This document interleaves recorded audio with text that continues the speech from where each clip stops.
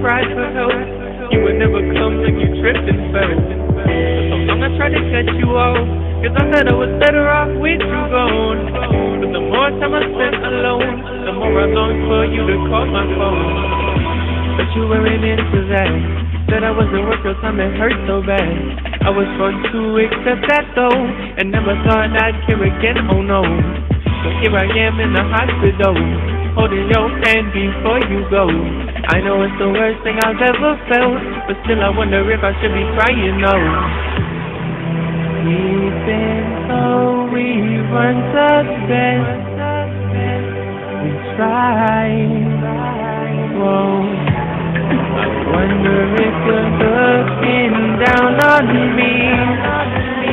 But tonight I'll just enjoy the ride.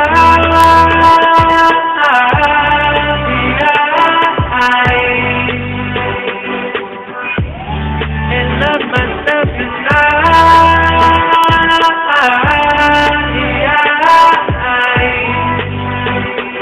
Whoa. Without you, life can be something, but I'll pretend like it's not so exhausting. And just enjoy the ride.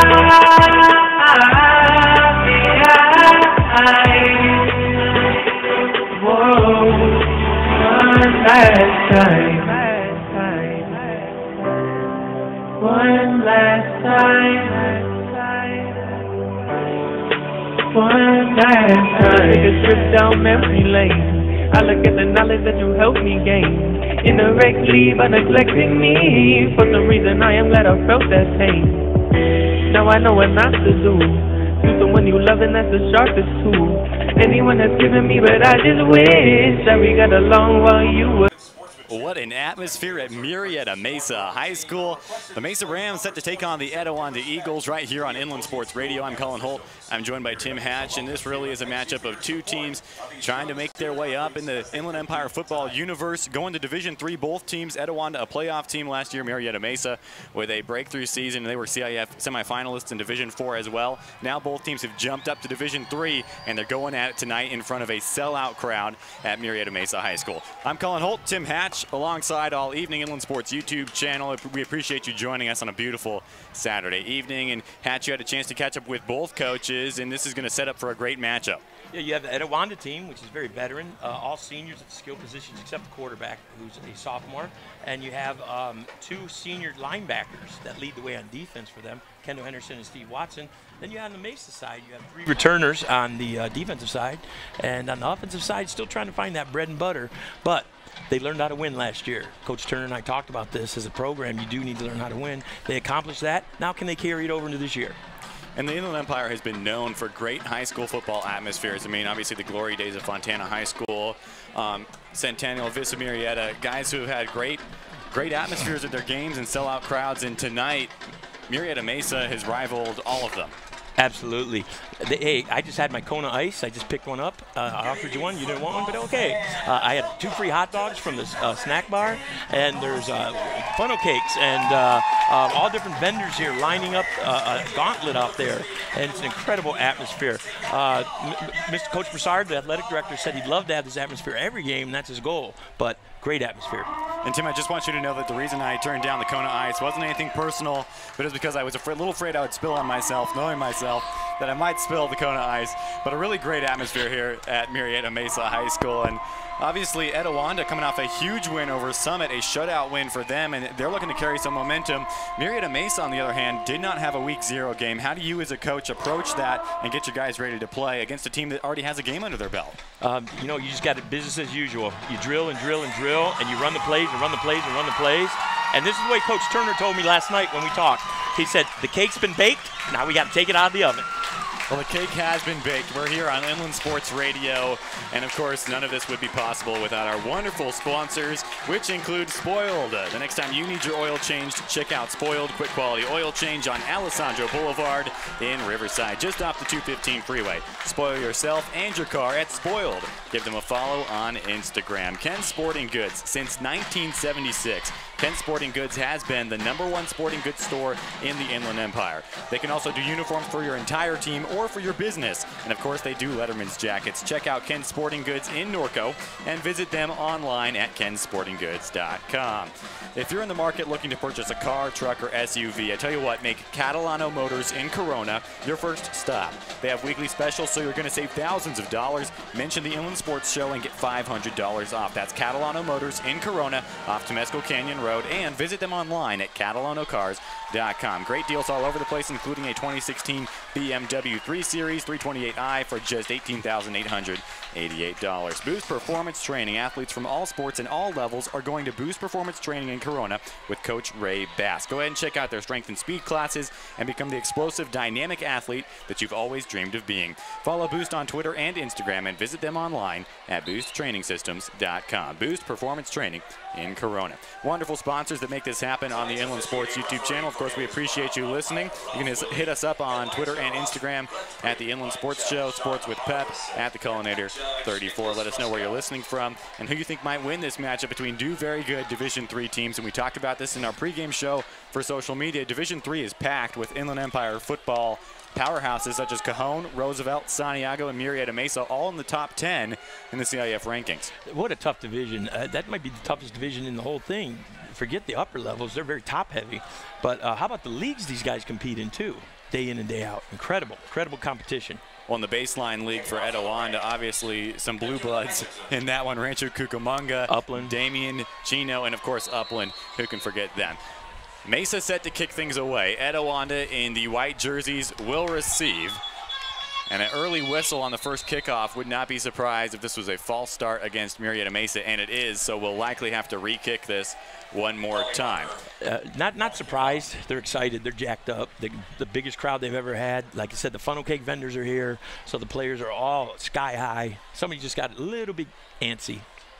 Murrieta Mesa in the all-green uniforms with the white helmets.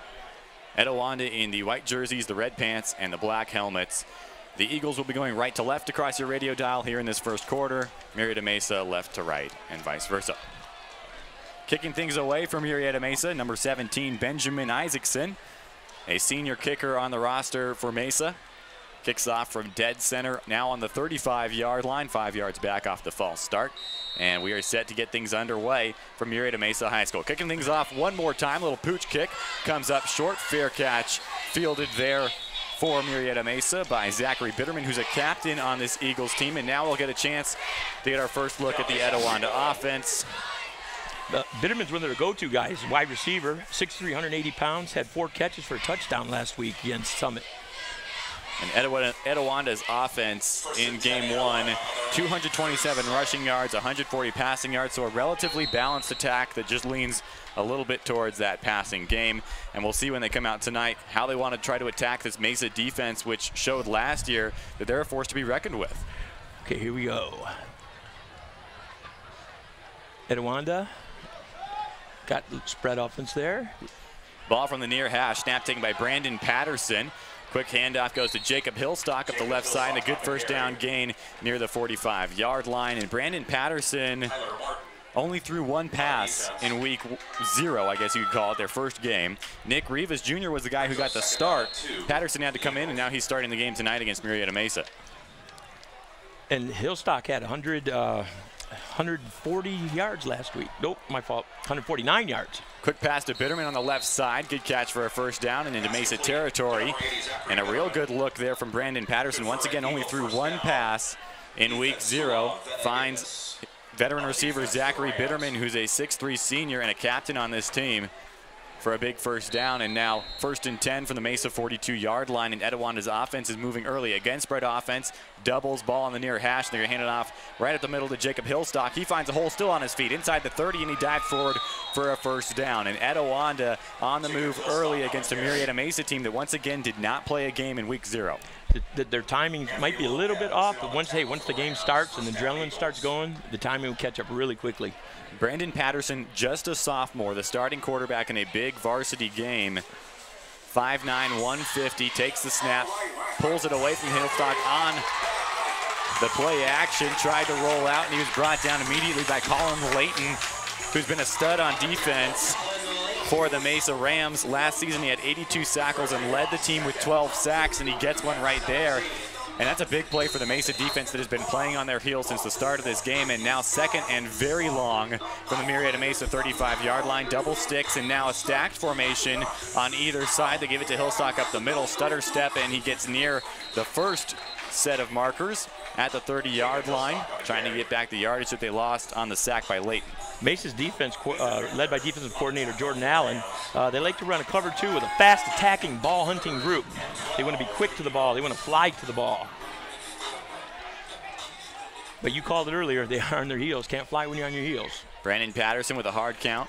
Nothing coming from the Mesa defense, so he gets the signals from the sideline and relays it to his guys. Ball on the far hash now. 2 receivers to each side. Again, Etiwanda gets the pressure.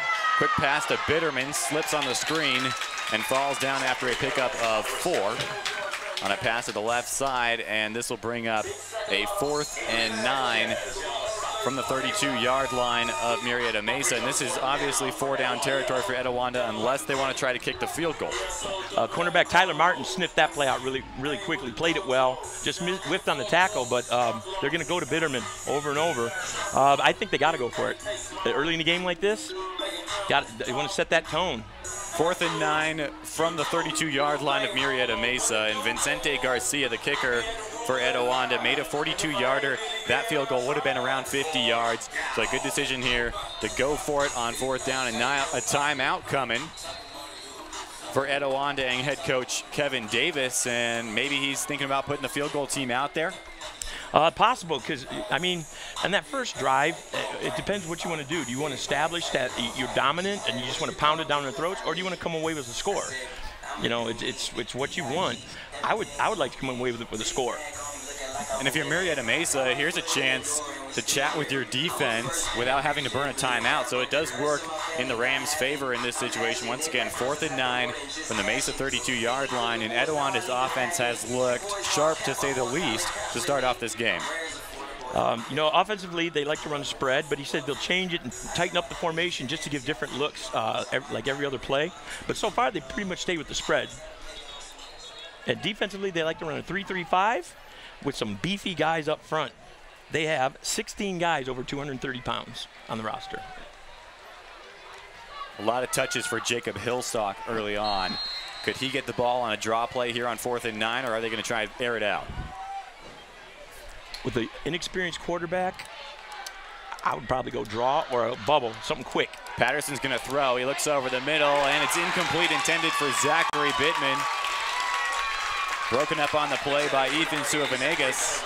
And Mesa's defense, after giving up some big plays to start the game, comes up with a turnover on downs, and now we'll see that Murrieta Mesa offense led by Austin Cochran with a 1st and 10 from their own 32-yard line. No score. That drive takes us down to 9:48 in the first quarter. And you called it, Cullen. They ran a slant to Bitterman, tried to get it in there, but it was played very well by the defensive back from Mesa.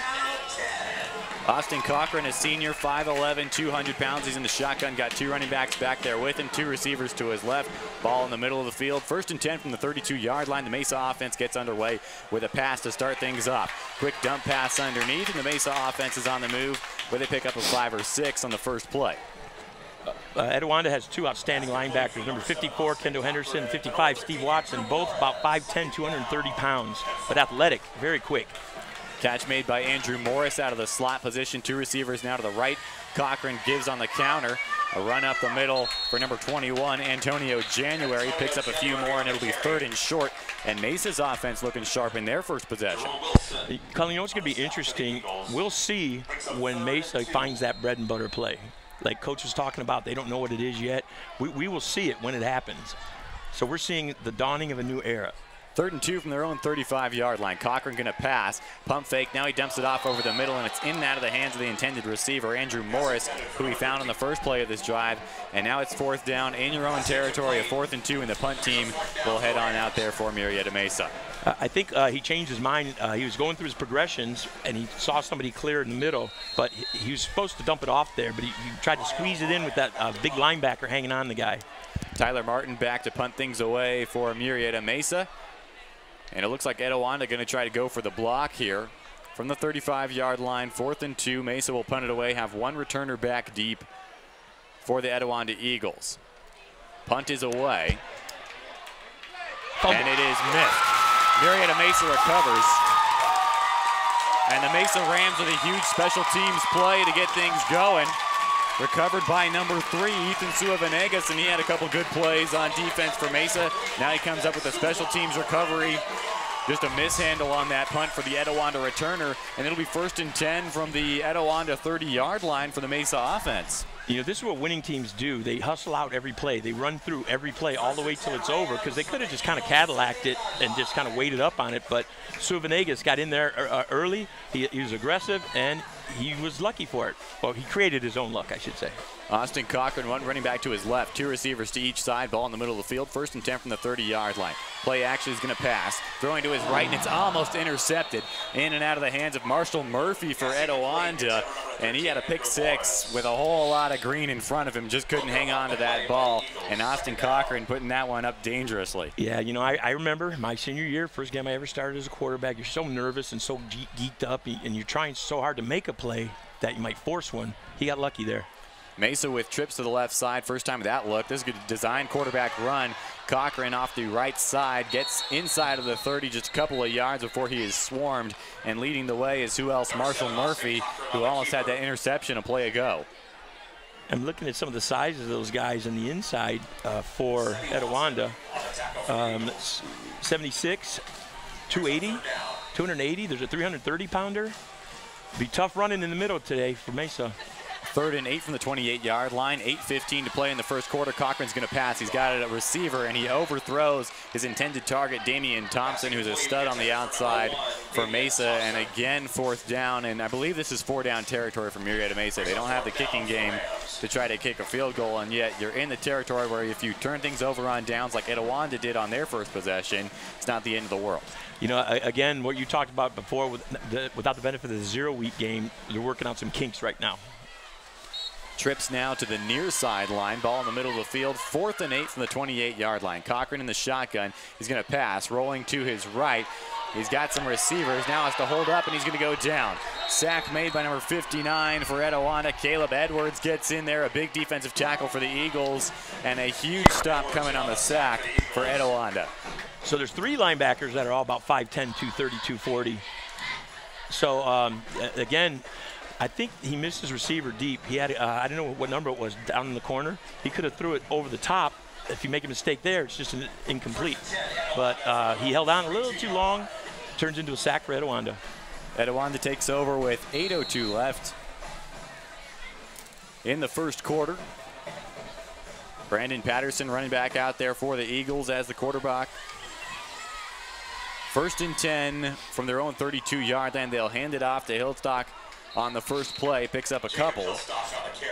Hillstock's one of those running backs that his feet are so quick, it's hard to get a good lick at him. So defensive guys are sitting back waiting. Here he comes right at him, and then it's quick feet, stutter step, change direction, and then they just grab a leg. Very quick. Good first down pickup, 2nd and 6 from the 36-yard line. Hillstock had 22 carries for 149 yards. Again, in the last game, they're going to give it to him again, trying to go off tackle, and the Mesa defense having none of it. Getting there first is Colin Layton. A couple of Rams in on the tackle, and it'll be 3rd down for Etiwanda. No, what I see setting up here would be play action to Hillstock here, and quarterback looks like he's got some good feet, and maybe a naked boot the other side. Gain of 1, so 3rd and 5 from the 37. Incomplete pass, trying to hit Hillstock out of the backfield, and that'll bring up 4th down, and this is definitely a punting situation for the Eagles, and Kevin Davis will run his punt team out there. I think what we're seeing, too, is 2 inexperienced quarterbacks, 2 guys that's their first start for the Etiwanda guy, so you see a very limited menu on the play calling right now. Safe, short routes and runs. 37-yard line, the Etiwanda punter pulled up at his own 28. Vincente Garcia also the kicker for the Eagles. Back to punt it away.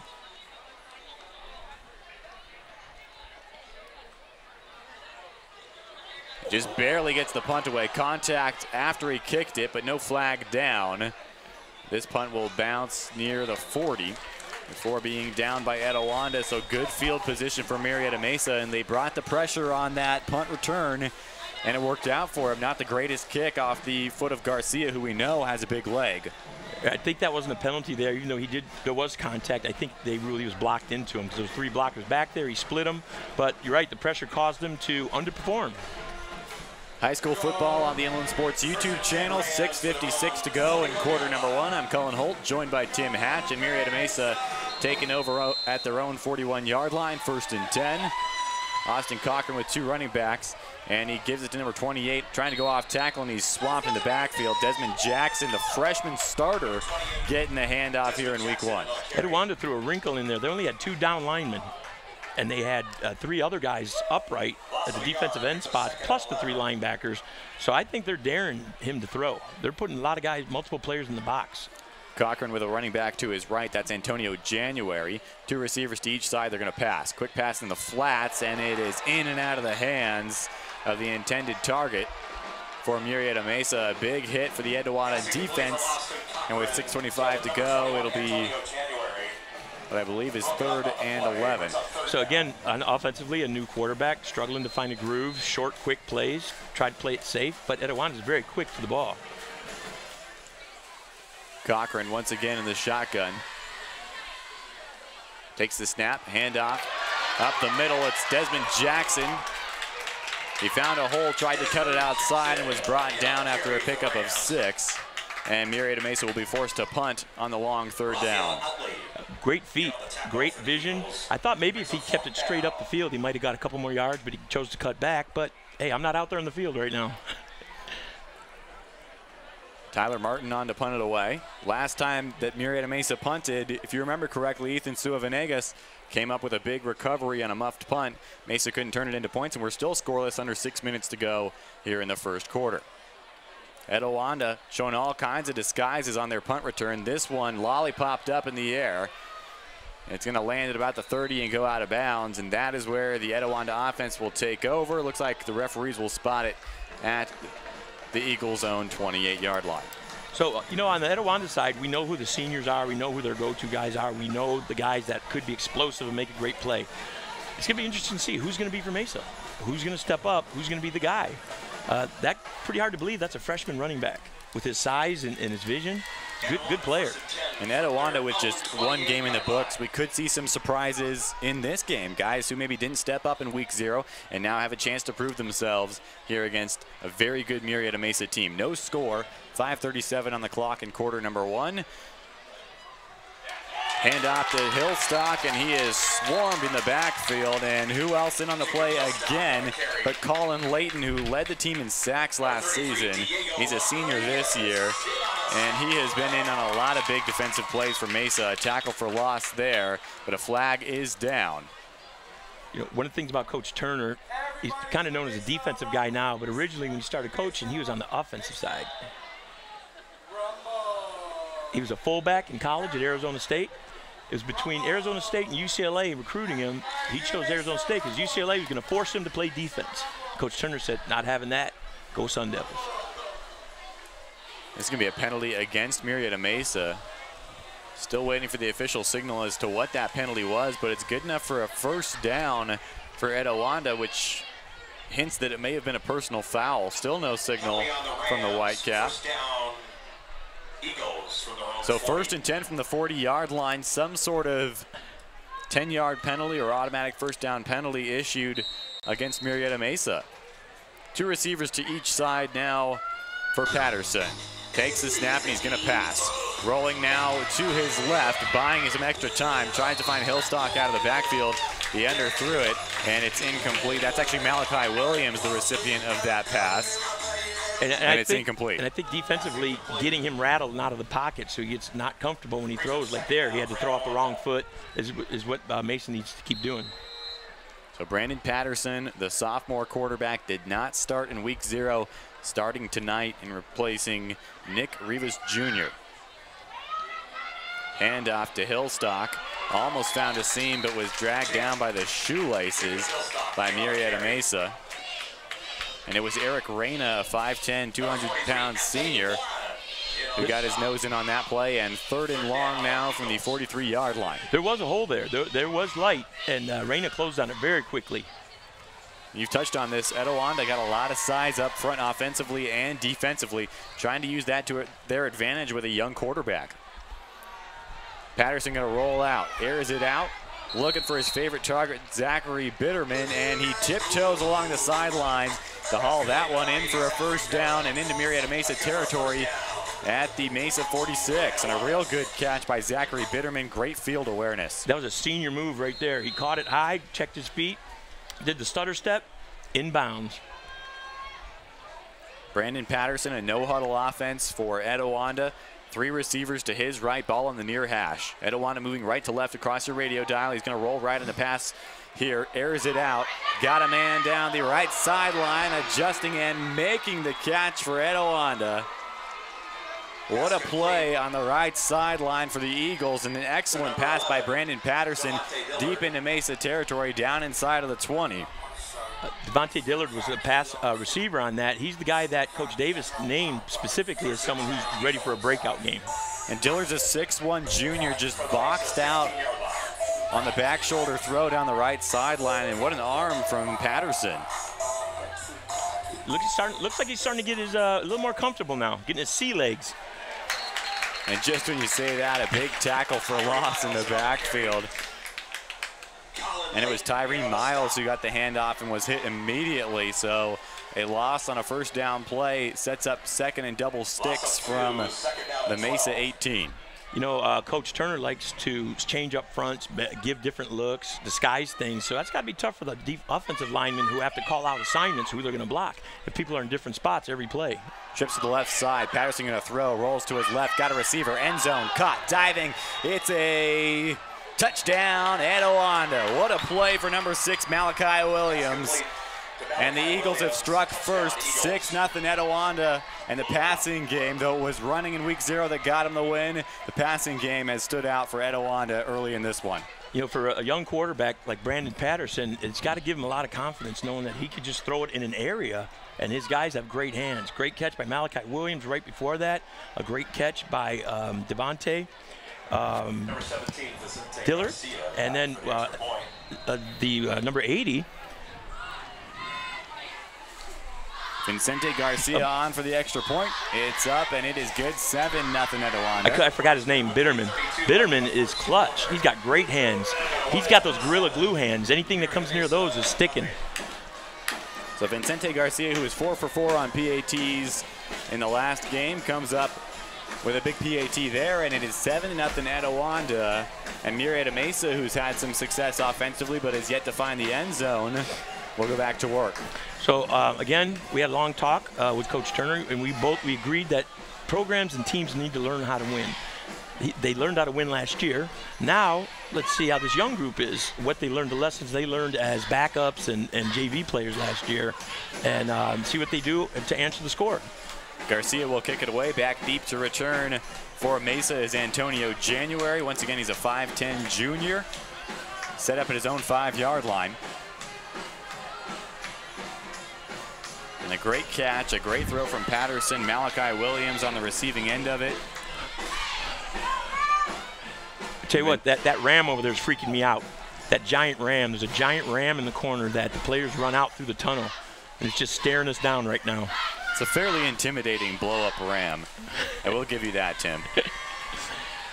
What's the collective noun for rams? I think it's Rams, but don't quote me on that, Tim.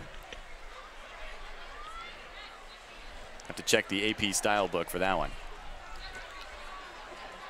Garcia kicks it away. January back deep, he's going to catch it. Out of the air, working now to the left sideline. Chop block in front of him, trying to find a hole. He gets out to the 20-yard line. He's met by a slew of white jerseys and brought down, leading the way on the tackle is number 35, Joshua Huggett.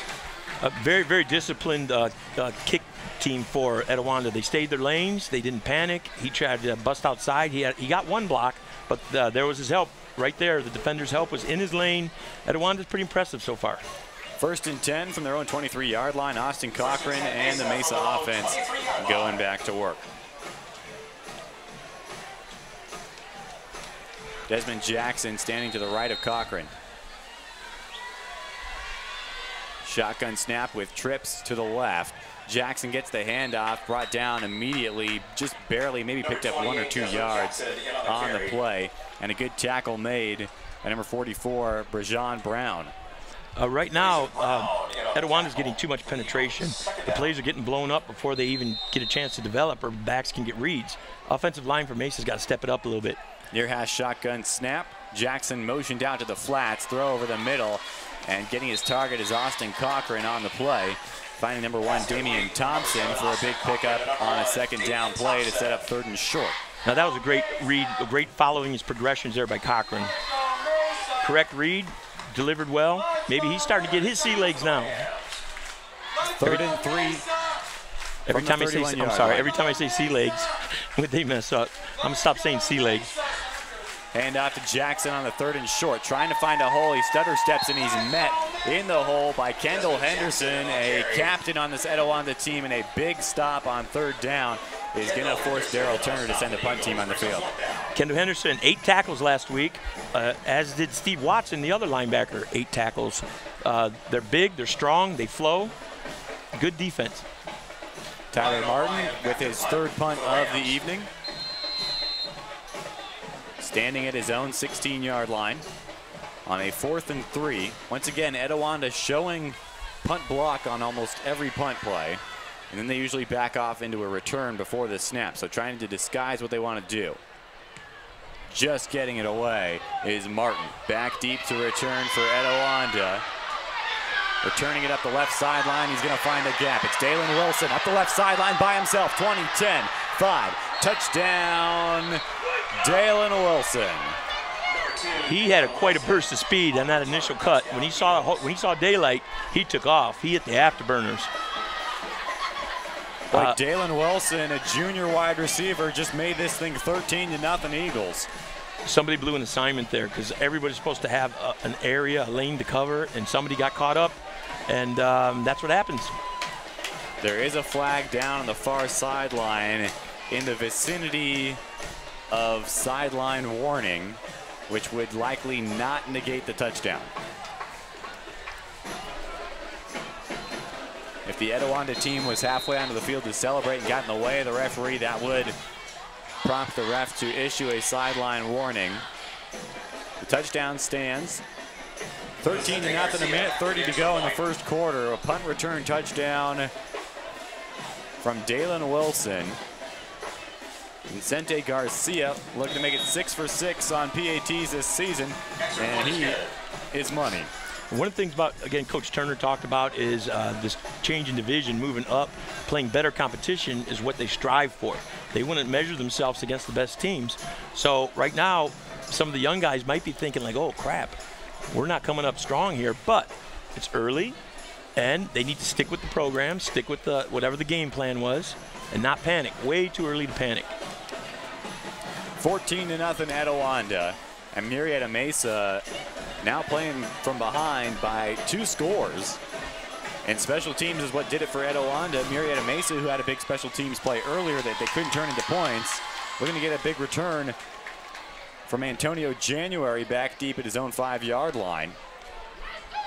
So I think right now you're seeing a veteran team really stand up and do what they know how to do, and their experience is showing. And you're seeing the other side. It's just kind of cliche, but that's what we're seeing. So we got to see who's going to step up on this side. Still waiting for that one body to lead the way. Garcia kicks it away with a 14-0 lead. Catching it or muffing it at his own 5-yard line is January. He recovers, trying to get back to the 15-yard line, dragged down from behind. Near the 20, a flag is down on the play.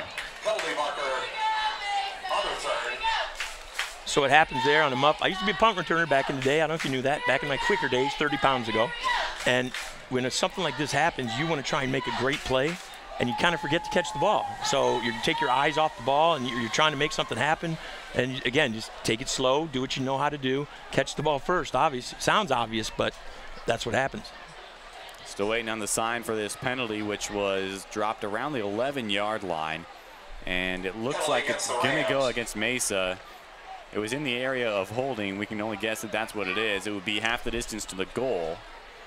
And they're going to mark it all the way back at the 6-yard line. So that's where Murrieta Mesa will have 1st and 10. I'm not sure maybe if it was a chop block. We saw a chop block earlier on a return for Murrieta Mesa. No flag on that play, but they get him on that one. Trips to the near side for Cochran, and they're going to come out throwing.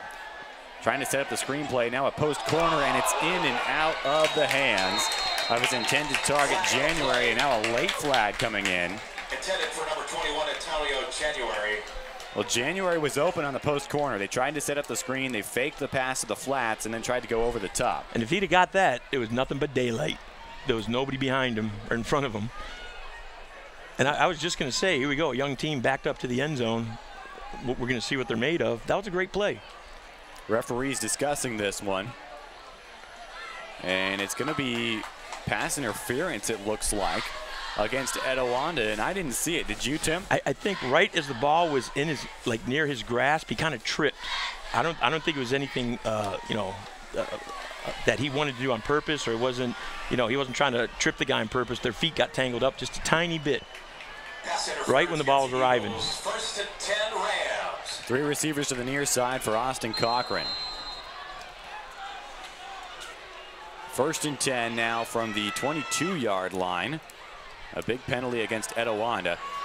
First play throwing, got a man. It's caught by Damian Thompson. 1st down yardage out past the 30-yard line. This is probably the kiss of death, but I got to say, Cochran's looking good right now. He looks like he's a little more relaxed. He's going through his progressions. He's making his reads. That's good for a Ram. Looking sharp. Last season, he appeared in 7 games for the Rams. Completed 6 passes out of 15 attempts for 81 yards. Takes the snap. Handoff goes to Desmond Jackson right up the gut. Out near the 35-yard line, gain of a couple on 1st down for Mesa. Those linebackers are impressive for Etiwanda. The 3 guys, I keep saying that they're all 230, 240 pounds, and they're quick. They fly to the ball. About 45 seconds to play here in the 1st quarter and counting. Again, 3 receivers to the near side. This time the ball closer to the far hash. Cochran shotgun snap, gives it to Jackson on the zone read, takes it off tackle, he finds a hole out to the 41-yard line, and finally brought down on the play by Steve Watson. If they stay to the outside, it looks like they have the alleys, but going straight at those guys up down the gut, it's like the first Terminator movie when the guy was crawling through those the conveyor things and things are chopping them up. That's what those linebackers are like. 3rd and 2 to Terminator match the pop culture reference as the clock winds down on the 1st quarter. We'll switch sides and do this all over again. Etiwanda on top, 14-0 after 1. And the Rams, 0. Well, Murrieta Mesa will have 3rd and short from their own 41-yard line, going right to left across your radio dial. When we come back, we'll be back with more football on the Inland Sports YouTube channel right after this. Now I can see you on my wedding. Until my first project standing. A take care of you when you get old. Just think about it, come and make my legs fold. But it's all good to keep fixing. Got that girl next to me missing. Cause you got that before you went home. Now I can look up and I'm still alone. Even though we weren't the best, we tried. Whoa. Wonder if you're looking down on me. And welcome back inside the broadcast booth. Murrieta Mesa High School, they had a 10-year celebration before this game started. So Murrieta Mesa, a relatively new school, established according to my notes in 2009. 12 minutes until halftime. It's 14-0 in favor of the Eagles from Etiwanda. Now, the line for Mesa is led by Nathan Oriano, number 66, a 285-pound senior that's getting some looks for some colleges. He's got to lead the way. He's a senior. He's a big, strong fella.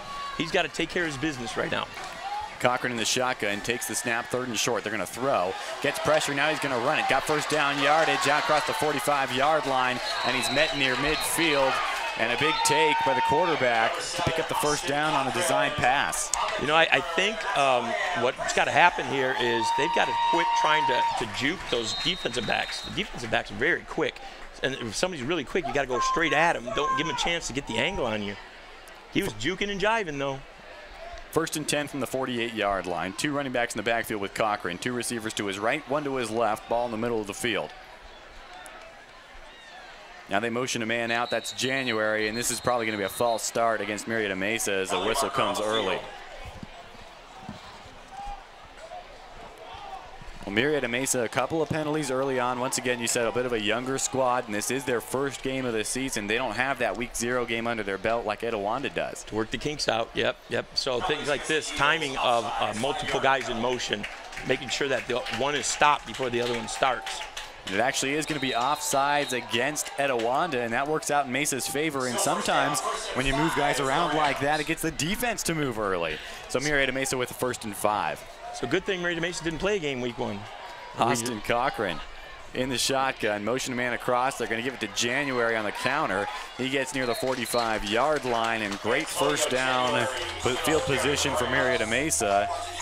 And, you know, Mesa's offense, led by offensive coordinator Jay Coute, I think attacking that way with counters and traps and taking advantage of Etiwanda's aggressiveness is the best way to go. Just running straight at him, power for power, might be a difficult task with those linebackers. From the Etiwanda 44-yard line, it's 2nd and 2. Austin Cochran in the shotgun, trips to his left. Takes the snap, he's going to roll that way. Now he throws to the flats, he's got a man. Catch made by Antonio January on the near sidelines, 1st down yardage, and inside of the 40-yard line for Mesa. And you can see Cochran now, he's delivering the ball on time. That was a perfect timing route. Earlier, he was kind of coming high with his throws. That's that excitement, that adrenaline just coming through, not finishing his throws and following through. Looking good right now. Mesa quickly to the ball. They want to snap it quickly. They got doubles formation, 2 receivers to each side. Cochran shotgun snap, gives it to Desmond Jackson. Off tackle play, not much there for the Mesa offense. And a 1st down, a short gain for the Rams. I think what Jackson's going to have to learn is just stay with that run. He's got his lineman out in front of him, and he tried to cut back right into the teeth of the defense. Just ride those guys, get in their hip pocket and run along. Just stay right with them. Well, Murrieta Mesa in 2017 finished the season 9-4, 2-3 in league, and they play in a very competitive Southwestern league with teams like Chaparral, Great Oak, Murrieta Valley, and Vista Murrieta.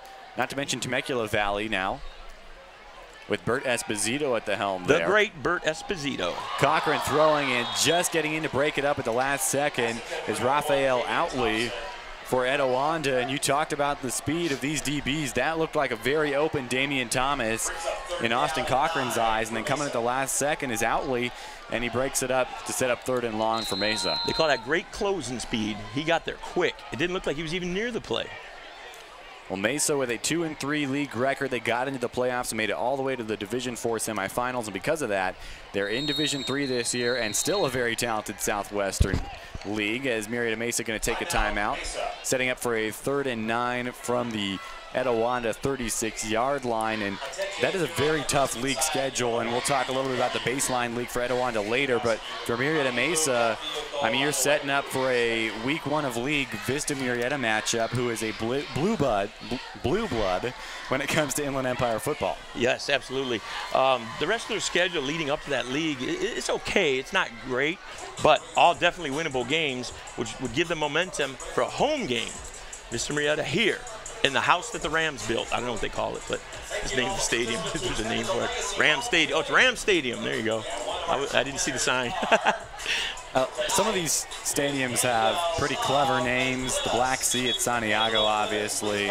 Some stadiums are named after people, and some stadiums are simply the high school's mascot with stadium at the end, as is the case with Murrieta Mesa. Ram Stadium, 3rd and 9 from the 36-yard line of the field here at Ram Stadium.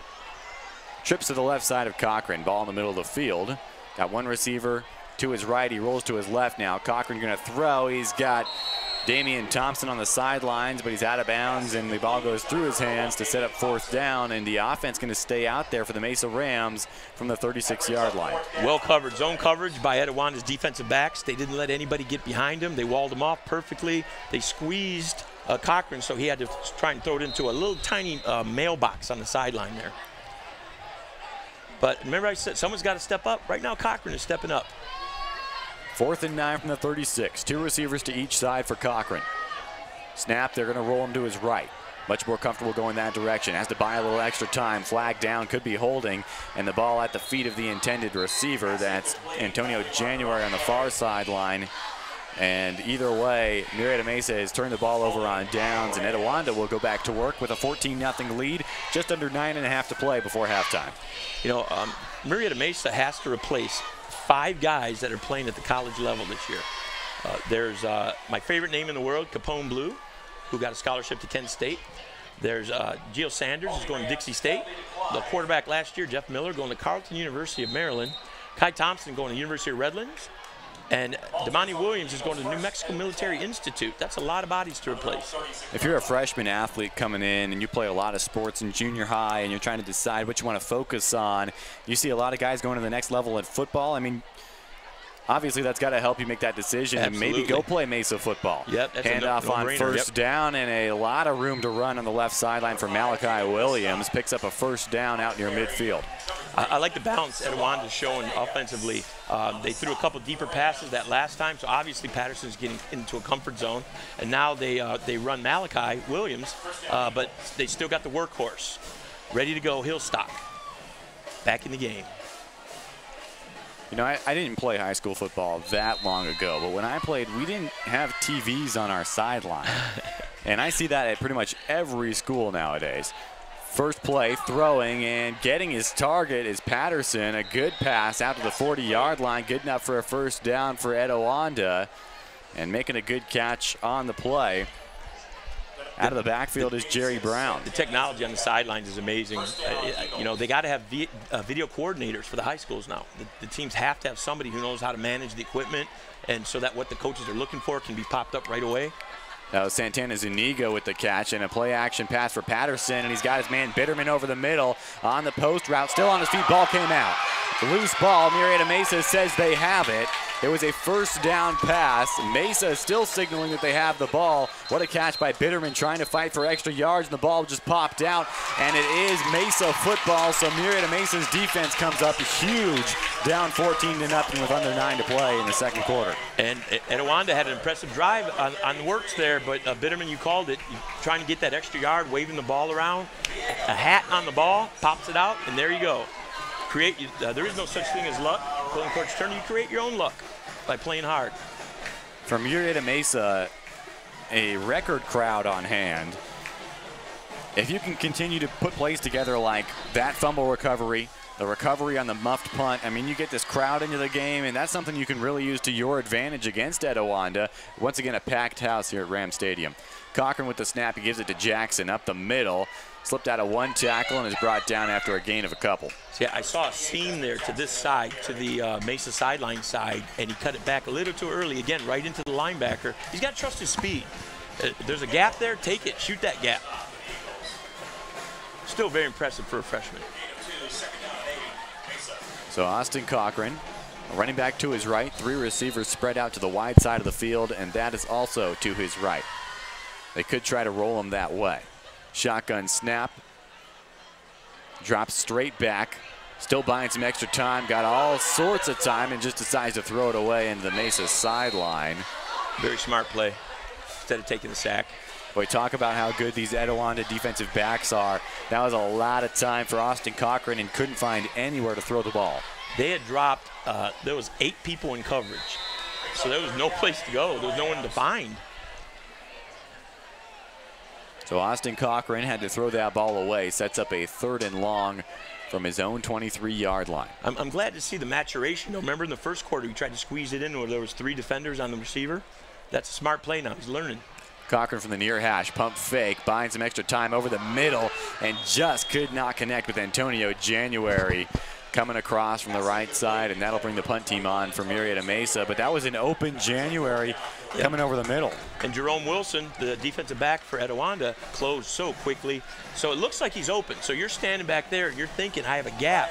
But they're closing so fast that what could be a 1-foot window shrinks to like a 4-inch window like that. Pretty impressive defensive backs. 14-0 lead for Etiwanda. Dalen Wilson made him pay on a punt return. The last time Mesa had to punt it away, that made it 14-0. And Etiwanda going to get the ball back here with 8:04 before halftime. High snap over the head of the punter and into the back of the end zone. Having to field it there is Martin. He's going to get out of the end zone from Murrieta Mesa, steps out of bounds inside of the 5. Penalty marker down, and that is not what you want to do if you're the Mesa special teams. You're trying to fight your way out of a hole. You got to execute. And again, not having the week 0 game, not to use that as an excuse, but the timing of things. Now you got guys pressuring you, you have athletes coming at you. Long snapper, underrated important job. So Murrieta Mesa, some trouble on special teams as the punt went over the head of the punter, Tyler Martin.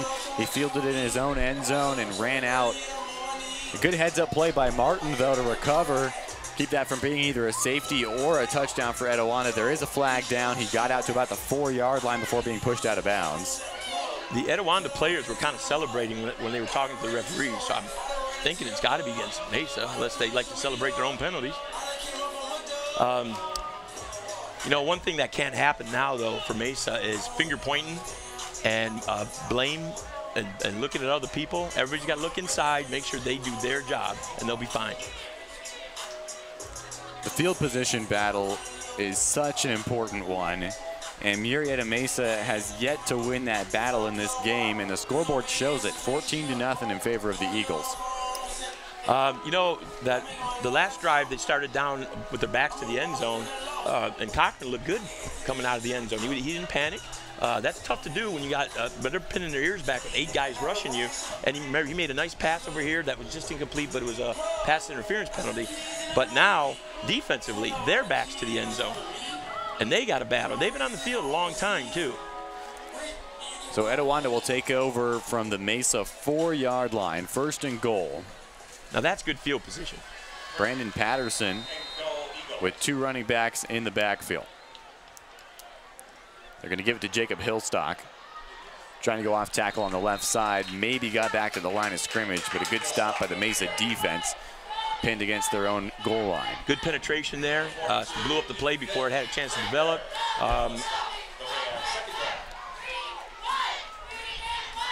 Number 44, Deshaun McCain, stepped in and penetrated, got behind the line of scrimmage, made a good play. Patterson again in the shotgun, 2 receivers to his left. 2 running backs are going to pitch it outside this time. Going to Hillstock, and he is swallowed up in the backfield. And a great tackle made on defense by Diego Rodriguez.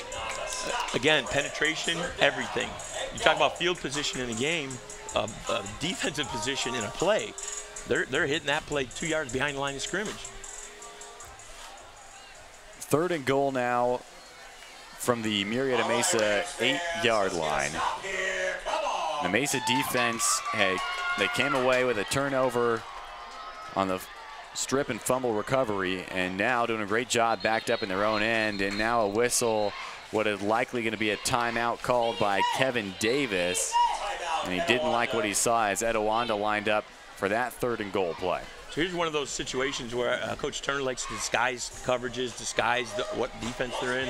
And Coach Davis probably wasn't sure, or the quarterback might not have been sure what he was seeing. They've been getting penetration through some blitzes, through some different coverages. And right now, we said someone needs to step up. Well, Mesa's defense has been stepping up as a group. For Murrieta Mesa, pretty much the same 11 guys on offense and the same 11 guys on defense throughout the first 18 minutes of this game as we go down to 6:45 to go here in the 2nd quarter. We've been calling the same numbers all evening long. They don't do a whole lot of substitutions for Murrieta Mesa, and defensively, that's been working out for them. But at a certain point, it's going to wear them down, though. Because you got Etiwanda, who's those linebackers, I don't think they're playing offense. And I know a couple of those DBs aren't playing offense, so they're resting while their offense is, driving down the field. So by 2 platooning, they're going to be tired. Let's hope not. Maybe not playing that 0-week game will make them not tired. There you go. Save the energy. Option play. Patterson tried to dump it off to his running back the last second. It was a forward pass. So it'll be an incomplete pass, and we'll have 4th and goal. Do you think about kicking the field goal and making this a 3-score game, or are you so close that you can taste it and you want to leave the offense out there? Field goal. I think field goal for sure, because if they were maybe 2 yards, 3 yards out, but they're like 8 yards out, and that was a very rookie play there by the quarterback. He should just ate that one. Take a yard loss maybe. It was dangerous. Could have been picked. Could have been called a fumble too. Something he'll learn as he gains experience. Vicente Garcia in week 0 was 2 for 2 on field goals. He hit a 42-yarder, and he's on now for a 26-yarder that is up and through the uprights. It is 17-0 in favor of Etiwanda. So Etiwanda has been very impressive at all levels. Their defensive backs close so quick. The linebackers are just animals. They're tough. But on the other side of this, their offensive line has been very good. So they're anchored by number 73, Ethan Hayes, a 6'4", 330-pound lineman. When I was in high school, our cheerleaders weighed 330 pounds, not our linemen. So Etiwanda set to kick things away, a 17-0 lead from Murrieta Mesa. But, you know, talking about the technology, when I played, we didn't have chalkboards on the sidelines. Coaches yelled at you and they grabbed your face mask. Kids these days, am I right, Tim Hatch? That's right. Remember, you know, they used to use like photos in the NFL, like they would take pictures of things. Yes, sir. And now, look where we're at. Next, it'll be virtual reality on the sideline. It could very well be coming to the high school level near you. Garcia set to kick things away. Murrieta Mesa's offense has got to act quickly with about 6.5 to go before halftime. Return coming from the right side. This looks like it's going to be Andrew Morris, who gets out near the 25-yard line for Mesa. And that is where Austin Cochran and the Ram offense will take over. Again, it looked like there was a gap there, but the Etiwanda player, Tyree Miles, he closed the gap quickly. It looked like there was an opening. The receiver started to pick up his pace to get to the hole. Bam, it was closed. 2 receivers out to the wide side of the field for the Ram offense. Ball on the near hash. Austin Cochran in the shotgun. Motions a man out to the right, and design quarterback run. Cochran goes straight up the gut and is swallowed up after a gain of 2. I think that's going to be tough all day. Going straight up the gut's going to be really tough with their size and the quickness inside. Again, getting them on the angle, trap plays, counters. That'll get those linemen and defensive backs going in one direction, and the play comes back at them. I think they've had success doing that earlier. 2nd and 8 for Mesa. Again, the ball on the near hash. 3 receivers now to the right of Austin Cochran. Desmond Jackson in the backfield with him. Shotgun snap. Cochran fakes the screen, buys extra time by rolling to his right, looks downfield, lobs one up, and it's over the head of his intended target on the right sideline to set up 3rd and long. He was looking for Andrew Morris. In those situations, what happens is they have a call. So if the receiver sees him running at him, he's supposed to take off up the field. And I think he took off a little late there because he was looking to throw it up the field, and he could have been open, but the timing is not there, though. Maybe they should have played a 0-week game. So Mesa trips to the right again. 3rd and 8 from their own 25-yard line. Cochran takes the snap, drops back, he looks to his left, now rolls to his right, finds a receiver over the middle, near the 1st down marker. The catch was made by Andrew Morris. And it is going to be enough for a 1st down, so a good 3rd and long play for Austin Cochran, staying calm, buying himself just a couple extra moments in the pocket, and firing one to Andrew Morris for the 1st down, moves the ball out to the 34-yard line. Against zone coverage, he's got to find those seams. That was a great seam route there, and he knew where to look. He's growing up in front of our eyes. Cochran fakes it to Jackson, keeps himself going off tackle on the right side, picked up a couple, and was finally tackled. You know, they're starting to use him more as a runner right now. They've had a couple design quarterback, the one quarterback draw, and that was a design quarterback keep. So maybe the running back-wise, nobody stepped up yet that they trust to give the ball to. 3 receivers to the wide side of the field, which is now to the left of Austin Cochran as they move right to left across your radio dial. Cochran going to look that way. Pass out in the flats. Antonio January breaks one tackle near the 40 into Ram territory, out to the 46 actually, that is of the Mesa territory, but it is first down for the Rams out of the 46. That was a great move by January. He made 2 guys miss and picked up the first down. Missability. Missability. First time we've heard that word tonight. You'll likely hear it once or twice on every Inland Sports broadcast. We got a couple more for you before the end of the season. Hand off to Desmond Jackson, and he's tackled in the backfield. A good play made by Jacob Smith, getting penetration for Etiwanda, and a tackle for loss on first down. Sets up 2nd and 12 from Mesa's own 43-yard line. Mesa's offensive line right now is a key to this. They've got to do a better job of stopping that penetration. They've got some size. Maybe it's the experience thing there too, but they're the key to this right now.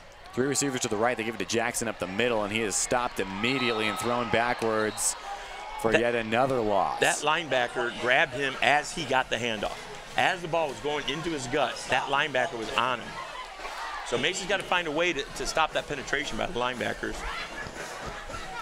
3rd and 12 from the 43-yard line. And that's not a knock against Mesa, by the way. I'm impressed by the speed of those linebackers. Austin Cochran got trips to his left. Desmond Jackson standing right next to him. Takes the snap, looks left, airs it out deep downfield. A leaping attempt by Damian Thompson, but he cannot hang on as he falls out of bounds. That'll bring up 4th down. 17-0 Etiwanda. 3 minutes and 20 seconds to go in the first half. And here comes the punt team from Murrieta Mesa. That was a pretty impressive play by Raphael Outley. The receiver is a little bigger than him, about 4 or 5 inches taller, and he had the position to go leap for it, but he just walled him off. He kept his eye on the ball, so it wasn't a penalty, and he kind of blocked him out. Made a great play. Dalen Wilson back deep, standing at his own 22. Tyler Martin hoping that this snap goes right to his hands and not over his head. He's set up at his own 26. Good snap, and the punt is off. It's a good deep punt. Lands at the 31-yard line. Bounces backwards, though, to the 40. And that is where Mesa downs it. And now a late flag, and it could be going against Etiwanda. A couple of players kind of locked up on that punt return play. And a little bit of chirping and some extracurricular activities. Well, the Mesa guy was, his responsibility is to stop that guy from becoming a defender on the punt, right? So he took the guy down. He took him to the ground pretty hard, and the guy took exception to it, and he let him know. He said something. He might have said the magic word. It's not abracadabra, but he might have said the magic word, and the ref was right there in front of it. So a personal foul puts the ball back at the 25-yard line. It'll be 1st and 10 from there for Etiwanda. And how about the sophomore quarterback, Brandon Patterson, so far in this game, leading his offense to a 17-0 lead. And you can see him growing in confidence every drive. They had the confidence in him to throw the longer passes on their 3rd drive. And now let's see what they do with 3 minutes to go. If they open the playbook up a little bit. Patterson, 1 receiver out to each side. Hands it off to Hillstock on the first play. A little bit of running room and picked up a couple on first down. I think Mesa's linemen and their linebackers are doing a great job on the run. Hillstock really hasn't had room to create anything because he is their go-to guy, their home run guy. Jacob Hillstock, once again, 149 yards in week 0 against Summit. That was a 34-0 win for the Eagles. He had a 55-yarder in that game.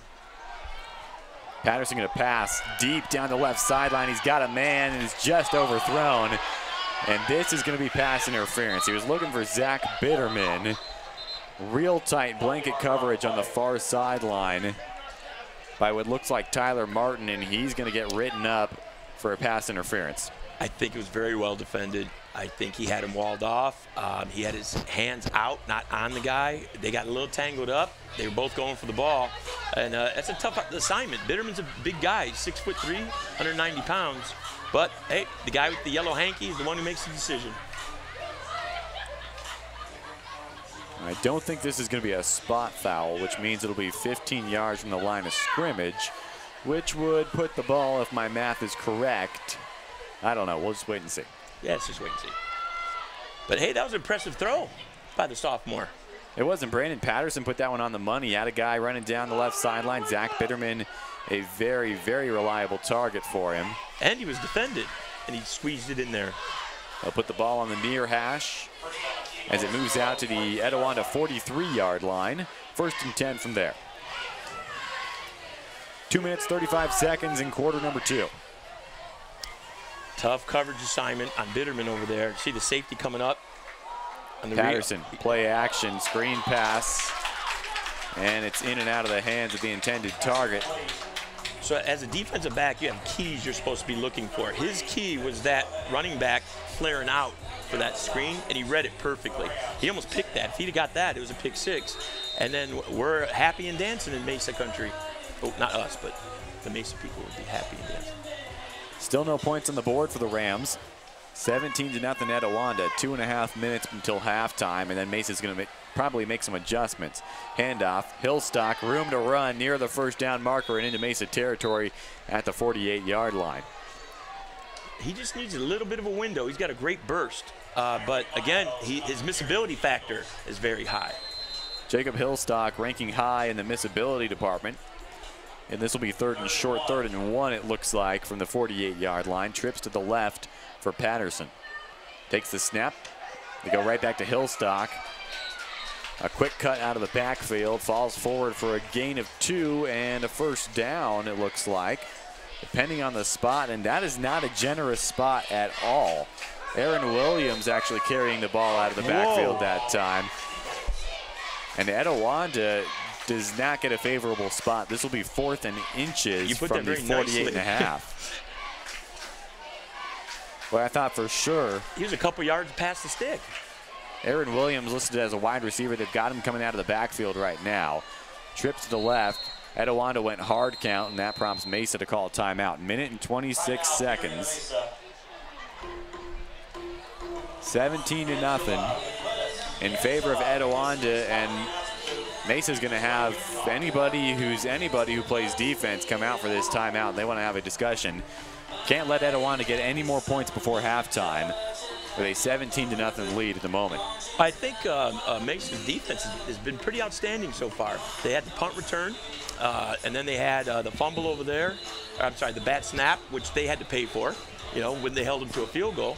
But again, keeping the discipline, not trying to make a great play, just make simple plays which become great plays. Like the safety who read that bubble screen over there and almost got a pick 6. Just keep doing your assignment, and trust the process. Oh, I didn't want to say that. Trust the process. That's 76ers thing. Trust the game plan. Trust the game plan. There you go. Joel Embiid, trust the process. Tim Hatch, trust the game plan. There you go. 4th and very short. Etiwanda didn't get the spot they were looking for in the last play. They already tried the hard count one more time, and Etiwanda still with a timeout in their back pocket. They could go hard count one more time and let the play clock run down.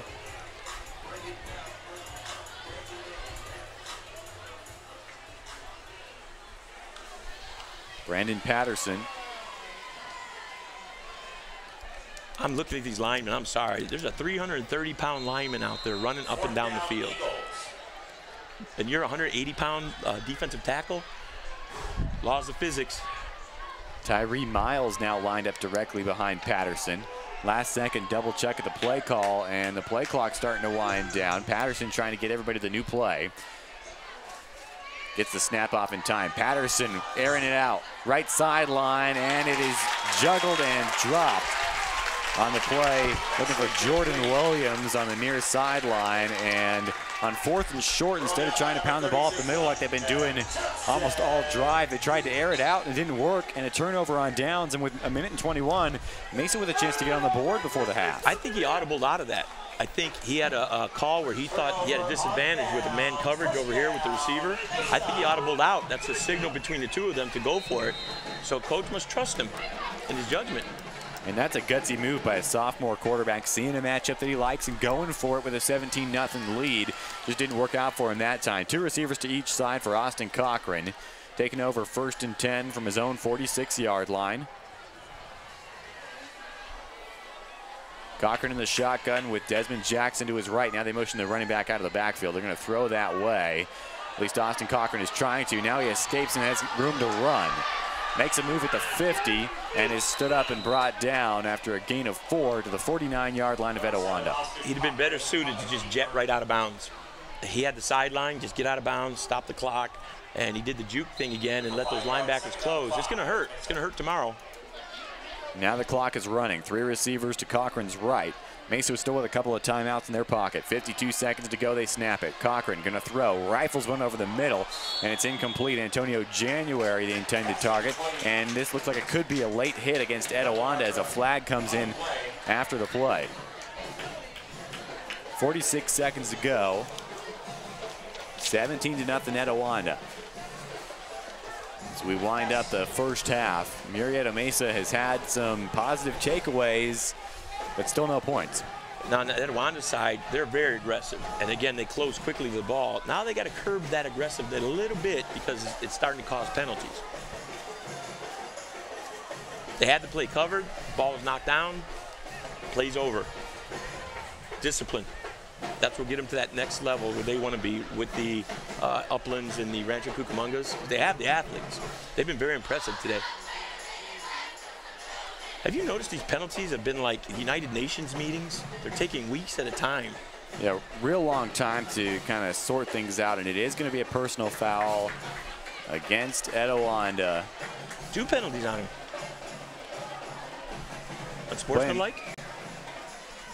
If you're the Eagles and you're kind of hanging your hat on the fact that you're more of a veteran group, those are the kind of penalties you can't have for guys that have been playing on varsity for 2-3 years. Absolutely, you called it. And this is a long, long march for the Murrieta offense without having to snap the ball. Ball goes all the way from the Etiwanda 49 now to the Etiwanda 18, and that is a big swing of yardage. That's the biggest gaining play they've had. 3 receivers to the right side. And we got a good one-on-one matchup for Damian Thompson here on the short side of the field. Rolling to the right. This is a shot to the end zone. Knocked away at the last second by Marshall Murphy. I can't tell if he was trying to go back shoulder or he just kind of underthrew it, but he had him out there. That was the first time that Cochran has tried to hit Rashawn Burleson tonight. But from the beginning of the game, first quarter till now, Cochran has really stepped up. He's grown up in front of our eyes, and he's making better reads, he's making better plays, except for that one he should have went out of bounds. But other than that, making good plays. Burleson's a junior receiver, 5'11", 185. Cochran back to throw. He buys a little extra time. Has January almost made the catch one-handed with the right hand, but just couldn't pin it against his shoulder pads, and that's an incomplete pass. 36 seconds until halftime, 3rd and 10. You see the coverage there. There was 3 defensive backs there. You had your safety, corner, and I don't know who the other guy was. He came out of the stands or something, but they had him boxed in. So Cochran had to squeeze into a tiny window, almost a circus catch, but the defense very impressive with that. Austin Cochran, 3rd and 10. The 18-yard line. They give it to Desmond Jackson. He's got a hole up the middle. First down and more. And he dives into the end zone. Touchdown, Desmond Jackson. Great run by the freshman. And he was very positive in his run. He didn't try and dance too much. We went north-south, and his jukes were short jukes, stutter steps. Very, very good run. And welcome to varsity. First touchdown of his career. First of many, I'm sure.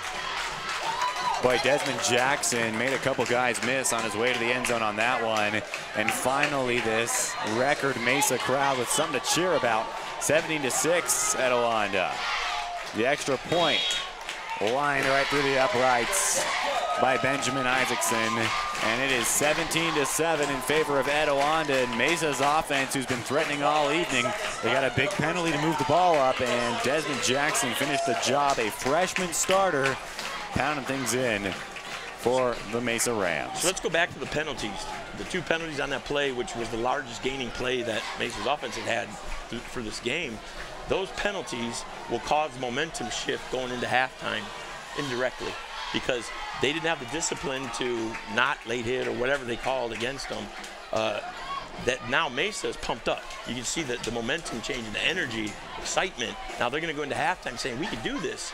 So think about the discipline of that on the other side. Not doing that, and they still got a team that's kind of wondering who they are, what their identity is. And you can point to those penalties as a big moment here late in this first half, but let's talk about that audible by Brandon Patterson. Yes. Try to air the ball out on 4th and inches to give Mesa the ball back with 1 minute and 21 seconds. That's a point swing that goes from a 17-0 halftime lead now to a 17-7, 10-point lead at halftime. And again, not positive as an audible, but you saw him come over here and he checked off and he checked with everybody on the line, and then he came over to the receiver and he made sure he knew what was going on. It was a definite last-second change, and on the opening kickoff, Murrieta Mesa had a false start. Their second kickoff of the season, also a false start. At least I can assume that's what it was, as they blew the play dead almost immediately after Isaacson got a cleat on the football. So what I'm trying to do is keep track of penalties so we can see the validity of the non-0-week game versus the 0-week game, who's getting more penalties. Now, my numbers might not be right. I'm trying to keep track, but I'm not going to tell you the results till we hit the fourth quarter. So, Murrieta Mesa this season has never kicked off from the 40-yard line. They kick off from the 35 yet again. Isaacson hoping he's the first one to cross the line, and he is. The ball kicked away and mishandled by Dalen Wilson. Now he's got a seam up the left sideline trying to turn the corner. He's pushed out of bounds near his own 40. And Etiwanda with 22 seconds left. I'm always curious to see what coaches do in this situation. It depends on your personality. I'm a gambler. I say go for it, because if you throw a long pass or something happens down there, the worst that could happen is they're 90 yards away. They could take a knee and feel safe, but if I'm Etiwanda's coach, I don't like Mesa having excitement and momentum. I want to do something to bring that back down. So we'll see. Is he a riverboat gambler, or does he play it safe? 22 seconds left. A lot of character going to be revealed for Kevin Davis right now, who is an Etiwanda alumni, coming back to coach at the school he played at under the Eagles' first ever coach. Little trickery, late handoff goes to Tyree Miles, and he's got all sorts of room to run up the left sideline with Mesa playing a prevent defense. With 14 seconds left, he gets into Mesa territory. Out inside of the 45-yard line. We'll see where they spot it, and they're going to put it right on the 45-yard line. Far hash, and now Etiwanda, you're in Hail Mary territory. You can toss one up towards the end zone and hope for the best. With 14 seconds left, you could actually take a couple shots to the end zone. Absolutely. You got the 6'3" Bitterman. Quick pass to the sidelines, and the first person to get a hand on was wearing a green jersey. I don't know what he was looking at. The receiver was about 5 yards behind where he threw it, but again, I'm not down there on the field. A great read by the cornerback from Mesa. Tyree Miles has been in the backfield for the last couple of possessions here in place of what was Jacob Hillstock for most of this game. And now Mesa going to take their second time out of the half. 11.1 on the clock, 17-7 Etiwanda, and they'll have 2nd and 10 from the Mesa 45-yard line. So what we're seeing here is kind of a chess match between the coaches. So Coach Turner called timeout because he saw the set they were in. Now coming out of the huddle, they're going to change their set. So in defensive huddle, you got to give them two things: what you saw before, and be prepared for whatever they saw in the film that they do in the last second plays and things like that. So defensively, you got to be able to make that adjustment quickly.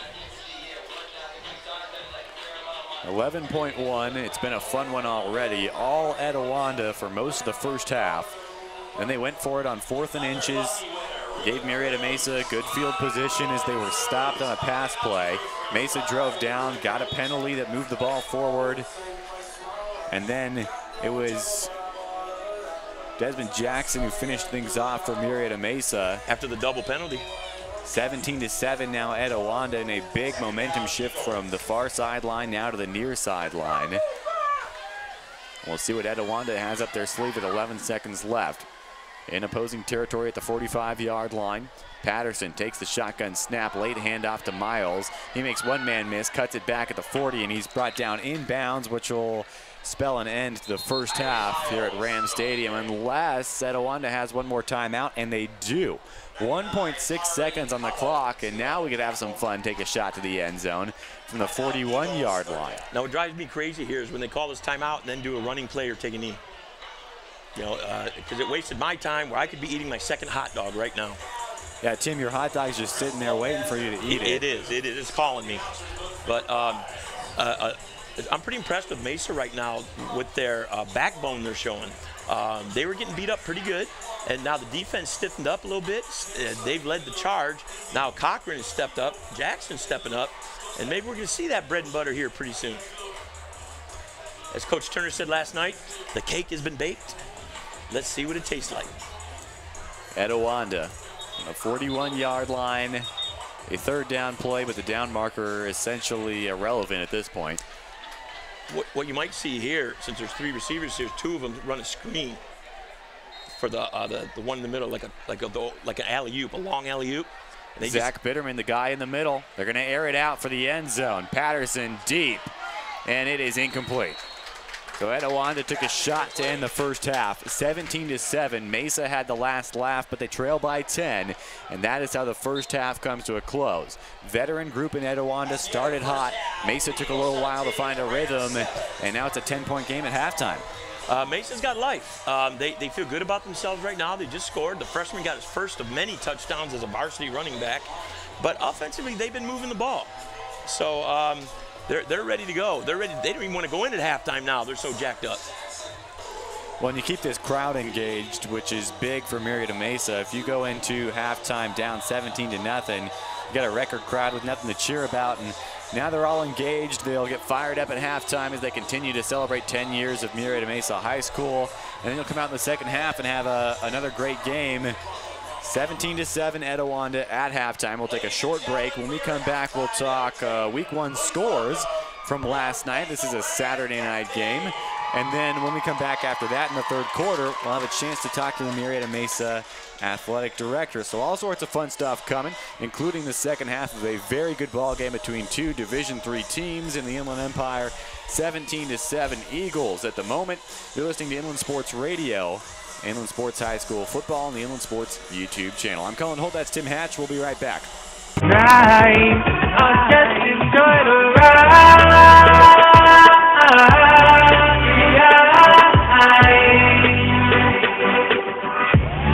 and love myself tonight.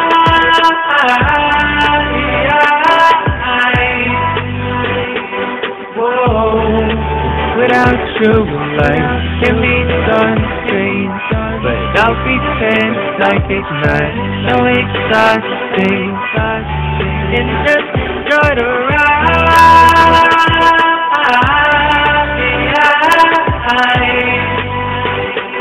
Whoa, one last time.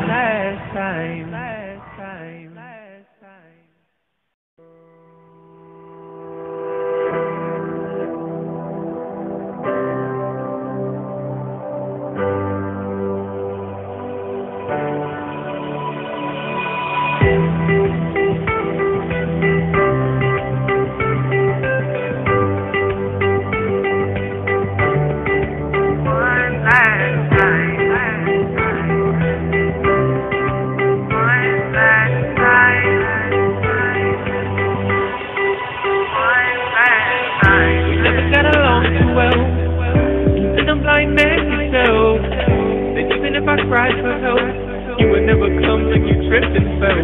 For so long I tried to cut you off, cause I thought I was better off with you gone. But the more time I spent alone, the more I longed for you to call my phone. But you weren't into that. You said I wasn't worth your time, it hurt so bad. I was going to. Well, this broadcast of Inland Sports Radio brought to you by Spoiled. The next time you need your oil changed, check out Spoiled. Quick quality oil change on Alessandro Boulevard in Riverside, just off the 215 freeway. Spoil yourself and your car at Spoiled. Give them a follow on Instagram. Ken's Sporting Goods since 1976. Ken's Sporting Goods has been the #1 sporting goods store in the Inland Empire. They can also do uniforms for your entire team or for your business. And of course, they do Letterman's jackets. Check out Ken's Sporting Goods in Norco and visit them online at kenssportinggoods.com. If you're on the market looking to purchase a car, truck, or SUV, go ahead and make Catalano Motors in Corona your first stop. They have weekly specials, so you're going to save thousands of dollars.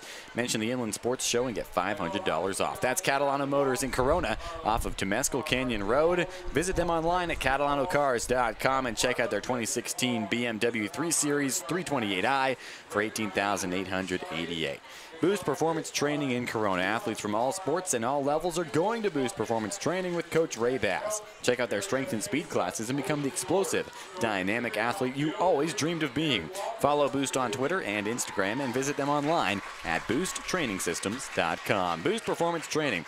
Hey, if you'd like to advertise with the Inland Sports Show on one of our football broadcasts or our show, just simply shoot us an email at inlandsportsshow@gmail.com. Tell you what, next Thursday, Arlington, Harupa Hills, right back here on the Inland Sports Channel. You're not going to want to miss it. Tim Hatch and I will be on the call one more time. Well, Hatch had a chance to catch up with Daryl Turner earlier this week to talk about the state of the Murrieta Mesa Rams on the rise ahead of their first game right here against Etiwanda. It is 17-7 in favor of the Eagles with about 11 minutes left in the halftime break. You're listening to Inland Sports High School Football here on the Inland Sports YouTube channel. We'll be back with more after this interview with Daryl Turner by Tim Hatch. This is Tim Hatch with Inland Sports, here with Coach Daryl Turner at Murrieta Mesa High School, here at beautiful Murrieta Mesa, ready to talk some football. Coach, last year you guys had a great season. I believe that players and programs need to establish learning how to win. Do you believe that too? Yes. I really think that winning is taught and winning is learned.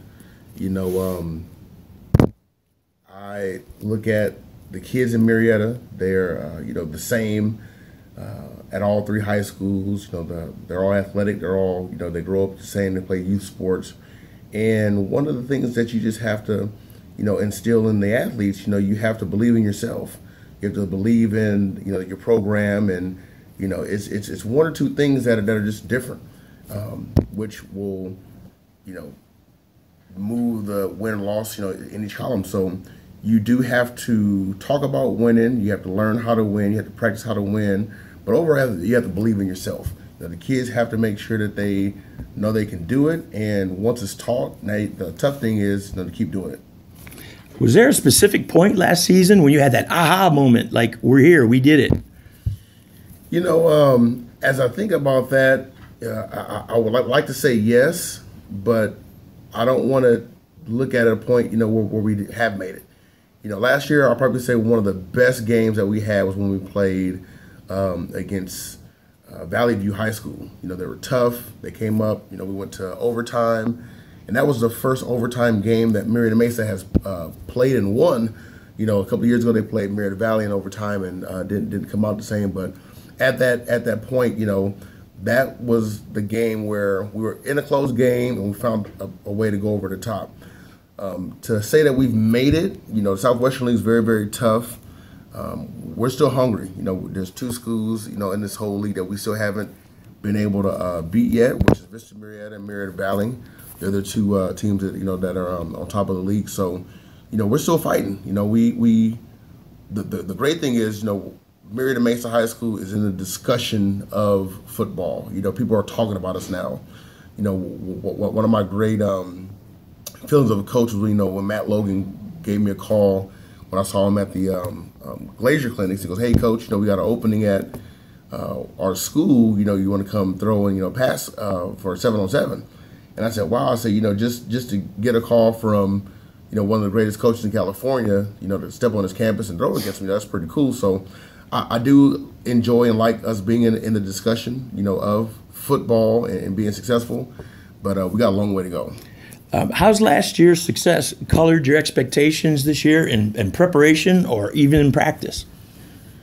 Having some of the athletes last year, Jeff Miller, Kai Thompson, Gio Sanders, Capone Blue, Connor Mazzota, those guys, came to Mesa for a reason. They said they wanted to be a part of something big. Our motto here at Murrieta Mesa is pursue your passion and leave a legacy. So when those guys came, their passion was to be on the top. Their passion was to not be a part of the winning traditions at the other Murrieta schools, but to be the school, be the group, to be the first one to do it. So, you know, the biggest thing that we have to work with our kids and teach them is, you know, we don't have Jeff and those guys anymore. So the practices have to be, you know, tailor-made, where you put kids in positions to be successful and to do certain things where they can't, you know, lay back and live on the great success of a Kai Thompson. So, you know, just making sure that we fight hard and try to make our own passion to have and leave the legacy of this year. That's just our main focus. You know, last year was great. You know, making it to the semi-championship was awesome, but we still have a lot of things to accomplish. So that's the number one thing that we're focusing on for this year. Well, thank you for your time, Coach. I appreciate it, and looking forward to getting some of that concession food. I heard that you have a great concession stand at games. Yes, you know, we have you know, a Ram burger that I'll recommend. You know, Ram nachos. So everything has if it says Ram in front of it, make sure you get that. All right, you got it. Thank you again, Coach. Thank you.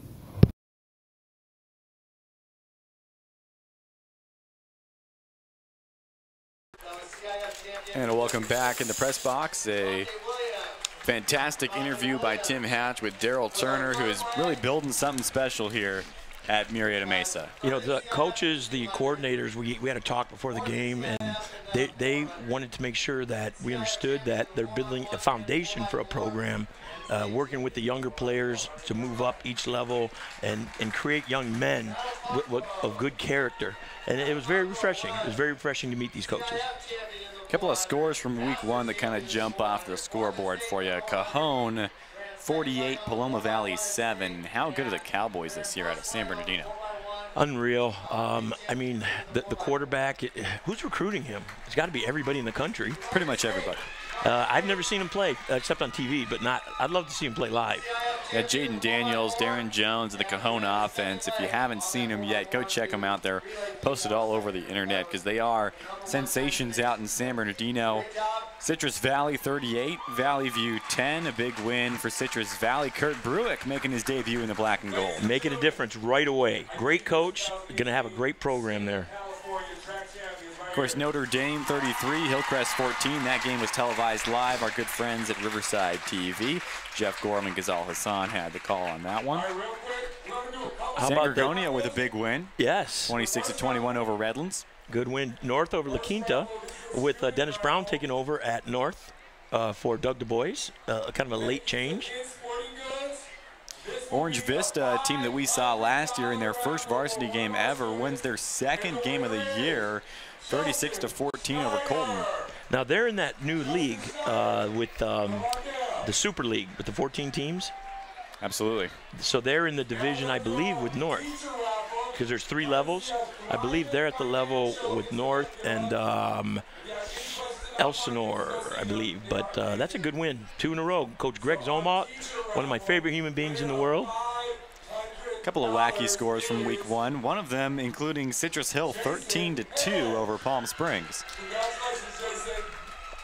I haven't heard anything about it. That's my school, it's my place, and I've not talked to anybody because I was gearing up for this game. I was doing my homework and preparing for this game. Of course you were, Tim. Beaumont, Jeff Steinberg, 35-0 win over Morningside. A statement win for Steiny. I believe they're 2-0. Beaumont 2-0? Yeah, Jeff Steinberg used to coach over at Rancho Verde, Santiago, and now with the Beaumont Cougars. So pretty good start for him. Check this out. I was refereeing a youth league game last week. My ref partner was Devin Dillard, the quarterback for Beaumont. There you go. So we had a chance to talk a little bit about the change with Coach Steinberg coming and the confidence it brings to the whole program. And it was kind of cool to talk to him like that about because of Coach Steinberg's reputation and his discipline and his outlook on life and football in general. Devin Dillard said they're going to have a good team this year. Well, as our good friend Pep Fernandez and fearless leader would say, we are live and amplified from Ram Stadium on the campus of Murrieta Mesa High School. It is 17-7 in favor of the Etiwanda Eagles. Good matchup between two very good Division III teams. The Eagles are making their way back onto the field for warm-ups. Murrieta Mesa will be out here shortly. And we'll be back shortly with more football, specifically the second half of a very good game. You're listening to Inland Sports High School Football, Inland Sports Radio on the YouTube channel of Inland Sports. We'll be right back. Colin Holt and Tim Hatch will have the second half when we return. Accept that though, and never thought I'd care again, oh no. But here I am in the hospital, holding your hand before you go. I know it's the worst thing I've ever felt, but still I wonder if I should be crying, no. We've been told we weren't the best, we tried, whoa. I wonder if you're looking down on me, but tonight I'll just enjoy the ride.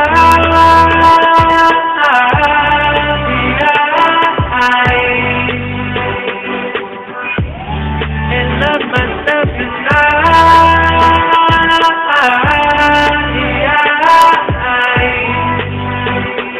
Whoa. Without you, life can be something, but I'll pretend like it's not so exhausting, and just enjoy the ride.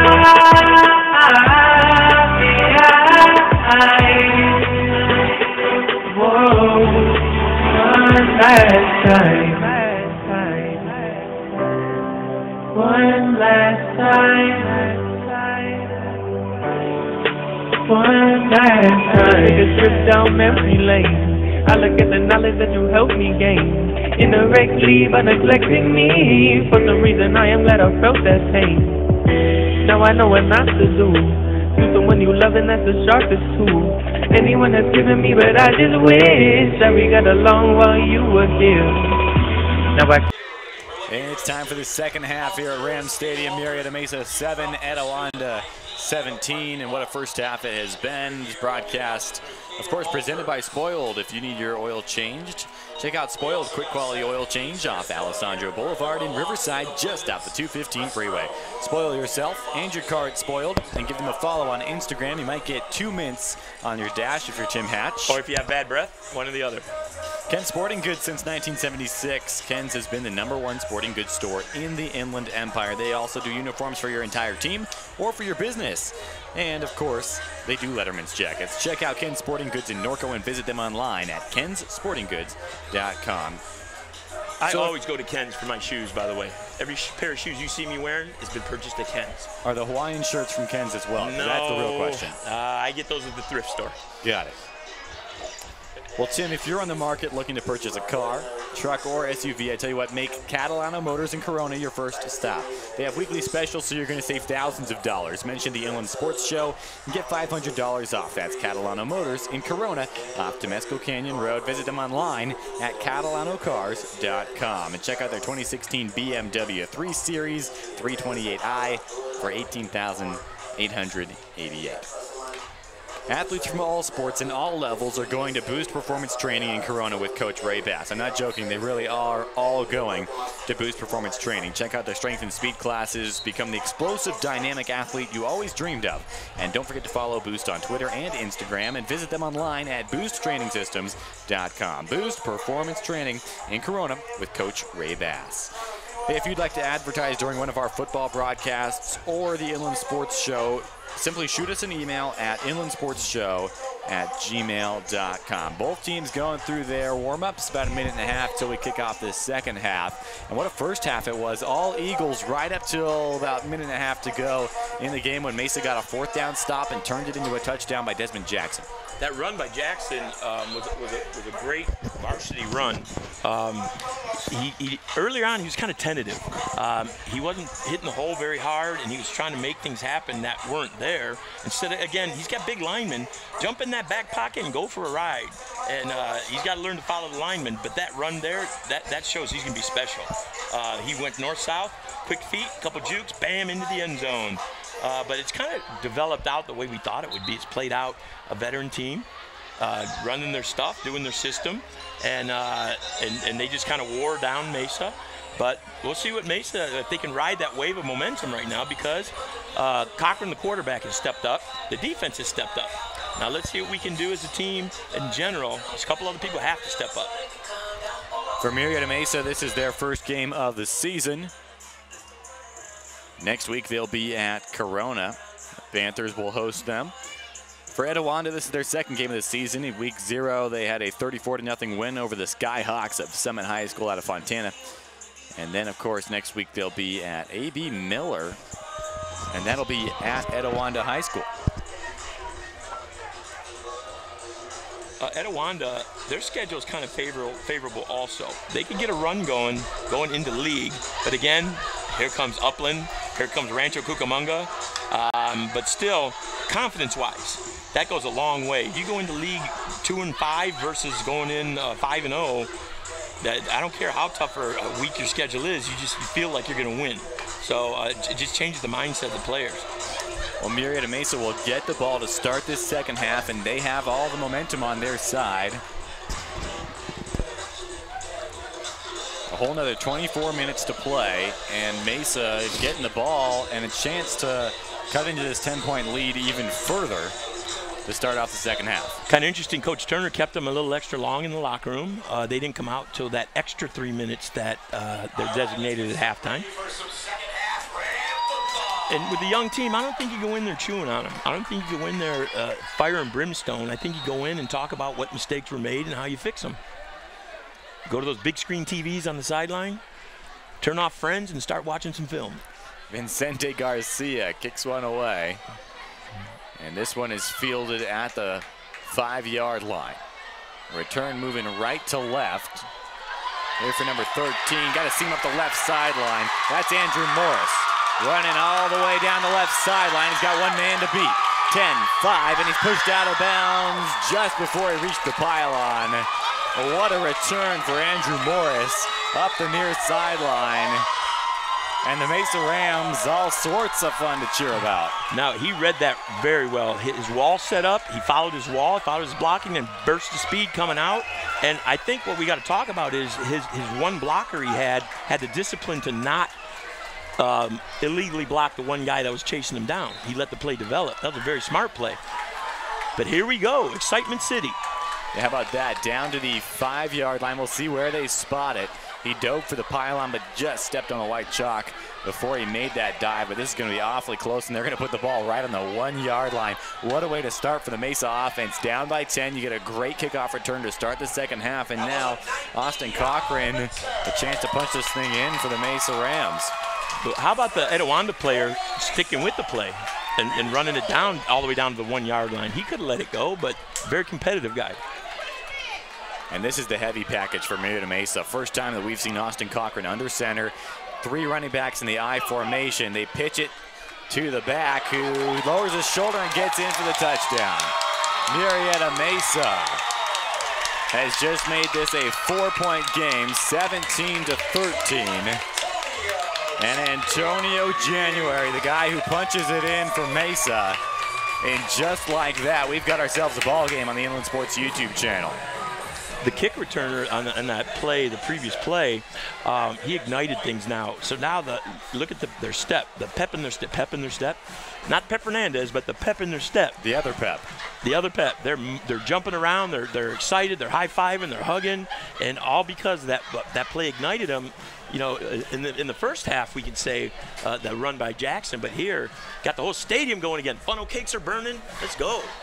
Benjamin Isaacson as a flag flies prior to this PAT attempt. We'll see what this flag is all about. As Isaacson will probably have to move back a little bit. This looks like some sort of illegal formation against Mesa.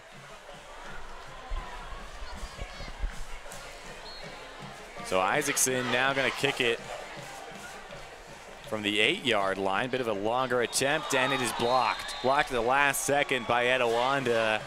And that is a pretty big play. Big play, yes. You're only a field goal away from Mesa if you make that extra point, and now it's a 4-point game. That changes things. Not right now, not this second, but that could change things down the stretch. But again, the Etiwanda players have impressed me with their competitiveness, and they could have just not mailed it in on the kick, but blocking that extra point, big play down the stretch. Winning teams do things like that, hustle plays, they create luck. 17-13 Etiwanda, 11:36 to go. We've played just 24 seconds of the second half, and Mesa already putting some points on the board. Pull within 4. I think I saw Coach Davis a little fired up over there talking to his special teams. He looked kind of animated. I think he was saying, "Come on, fellas, let's go." Or with the senior group. Probably what he was saying. Now your senior group, you can rip your senior group. You can let them know just exactly how they're playing and what you think of them because they're seniors. They've been around long enough, and they know better and they know what to expect. Well, Isaacson, who had an extra point blocked, will kick this away. Goes to the returner on the level 3 for Etiwanda. That appears to be Malachi Williams running out of bounds on the left sideline. A little bit of post-mortem pushing and shoving between these two teams. Nothing too much though. 17-13 Etiwanda's offense will have their first crack in the second half. You know, what you're seeing now is two teams that want to win. They're competitors in the same division. They both want to take that step up. They both want to rise up the rankings. So they're fighting for every play now. The youngsters at Mesa are getting it now. 11 minutes, 32 seconds. 17-13 in favor of Etiwanda. They had a 17-0 lead at one point. Ball on the far hash, and here's Brandon Patterson of the Eagle offense. First play, they're going to hand it off. Bouncing it outside, left sideline. Good first down yardage for Etiwanda. I believe that was Jacob Hillstock with the carry. Hillstock was out for quite a long period in the second quarter. Wonder if he was banged up or dinged up a little bit. And that is Hillstock back in the game, standing behind Brandon Patterson. A second and manageable 4 yards, and they're going to pass. Quick throw to the first down marker. It's caught out there by Bitterman. Makes one man miss out near midfield, and a good play up the sideline to Zach Bitterman.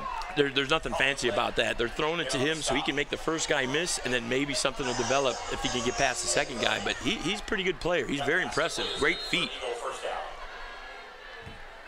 Brandon Patterson shotgun again from his own 45-yard line. He's got Jacob Hillstock behind him. They'll give it to Hillstock. Left side off tackle. And a real good play fake by Patterson. Had a couple of defensive linemen from Mesa following him on the faux rollout. That was a design counter, but they made it look like they were sweeping right, and he came back left. But you're right, that was great ball handling, great footwork. I was fooled. I was watching on this side. 50-yard line, 2nd and 5 for the Eagles. 2 receivers to the right of Patterson, and they'll give it to Hillstock again. He's got a hole, makes one man miss. First down into Mesa territory, a little bit more, and then just got absolutely stood up at the end of the play by Ethan Johnson. What I like about Hillstock when he runs, his jukes are very quick and he stays north-south. He doesn't end up going sideline to sideline on his fakes. They're just really quick movements. Barry Sanders used to have missability. He was never hurt because no one could ever hit him. That's what kind of reminds me of. 1st and 10 from the 41-yard line. They give it to Hillstock again off tackle, makes one move, and then lunges forward for a pickup of 5 down to the 36-yard line. They setting the tight end on the right side of things and then running away from him on the counter. You know, right now, Etiwanda is trying to prove a point. We're the veteran group. We're going to establish ourselves, and they're just pounding it. And Mesa's got to do something to get a little more penetration on the line. Patterson, play fake, going to throw it over the middle. Great catch made by Zach Bitterman down to the 10-yard line for Etiwanda.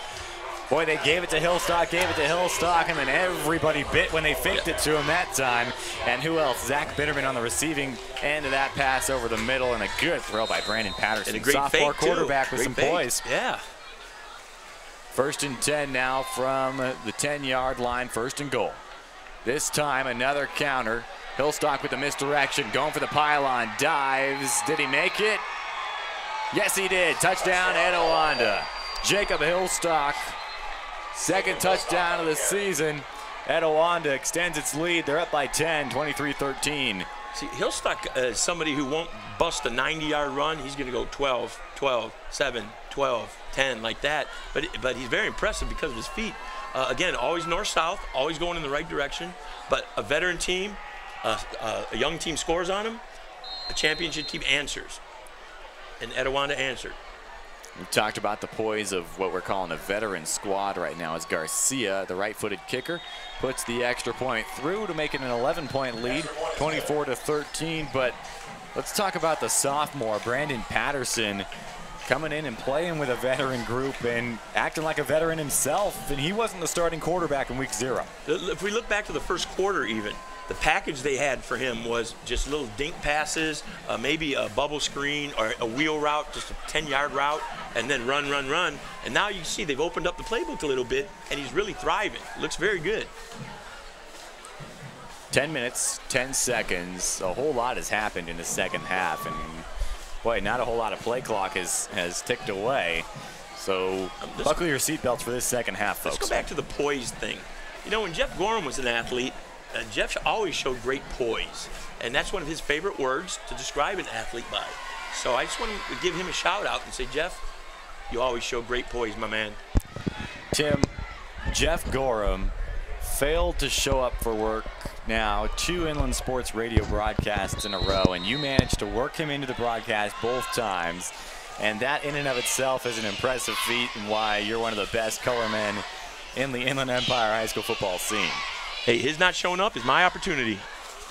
Garcia boots this one real deep. Mesa going to catch it at the zone 1-yard line. A little trouble handling it there. And now returning it up the right sideline. Looks like January. He tiptoes the line, and he's got room to run. Cuts it back inside, out across the 50. And how about Antonio January on the return into Etiwanda territory? Special teams has been key to start things off for the Rams here in the second half. And that's another name that keeps coming up. So now Cochran, Jackson, January has really stepped up, and he's shown his competitive nature. He's refusing to lose. From the 48-yard line of Etiwanda, here comes the Ram offense, and no penalties on those special teams play either. 3 receivers to the right for Cochran. Desmond Jackson standing directly on the right side of Austin Cochran. 1st and 10, shotgun snap. Cochran looks right, quick screen, and they give it out to Antonio. And January gets stood up immediately, and Etiwanda fired up about that hit. That was a great hit. And I believe it was Marshall Murphy.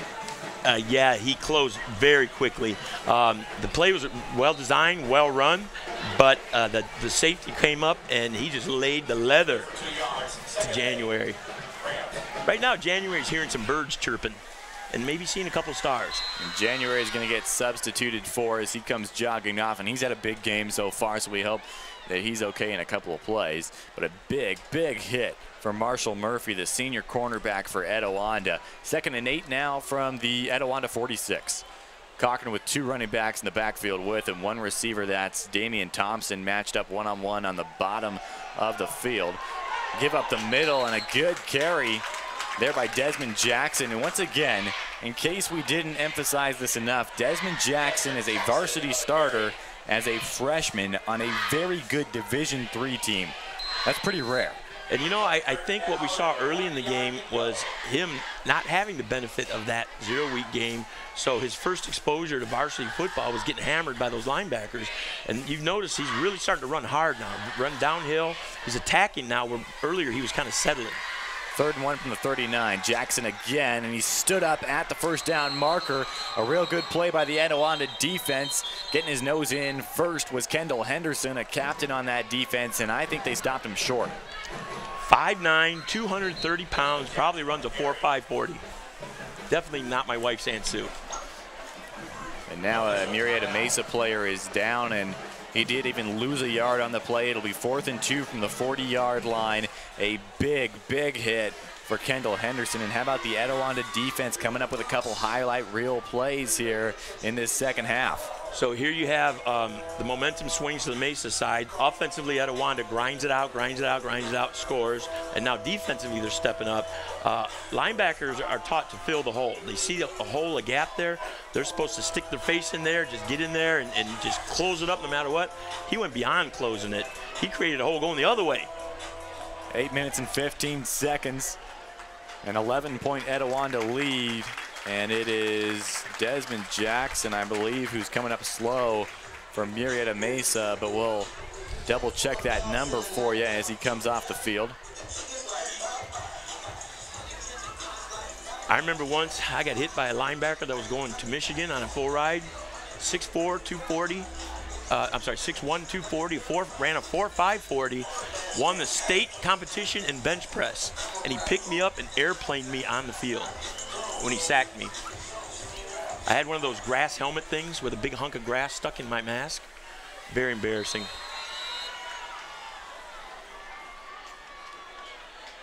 Now a 4th and 2. The Mesa offense going for it. 2 receivers to the left of Cochran as we're set to play again. Cochran drops back, got a man open, and the catch is made out of the backfield. That is Desmond Jackson. He showed some soft hands there, and he knew what to do with the ball. Once it got to him, he turned upfield quickly. No fooling around. He's definitely starting to run harder. First down to the 35-yard line for Murrieta Mesa.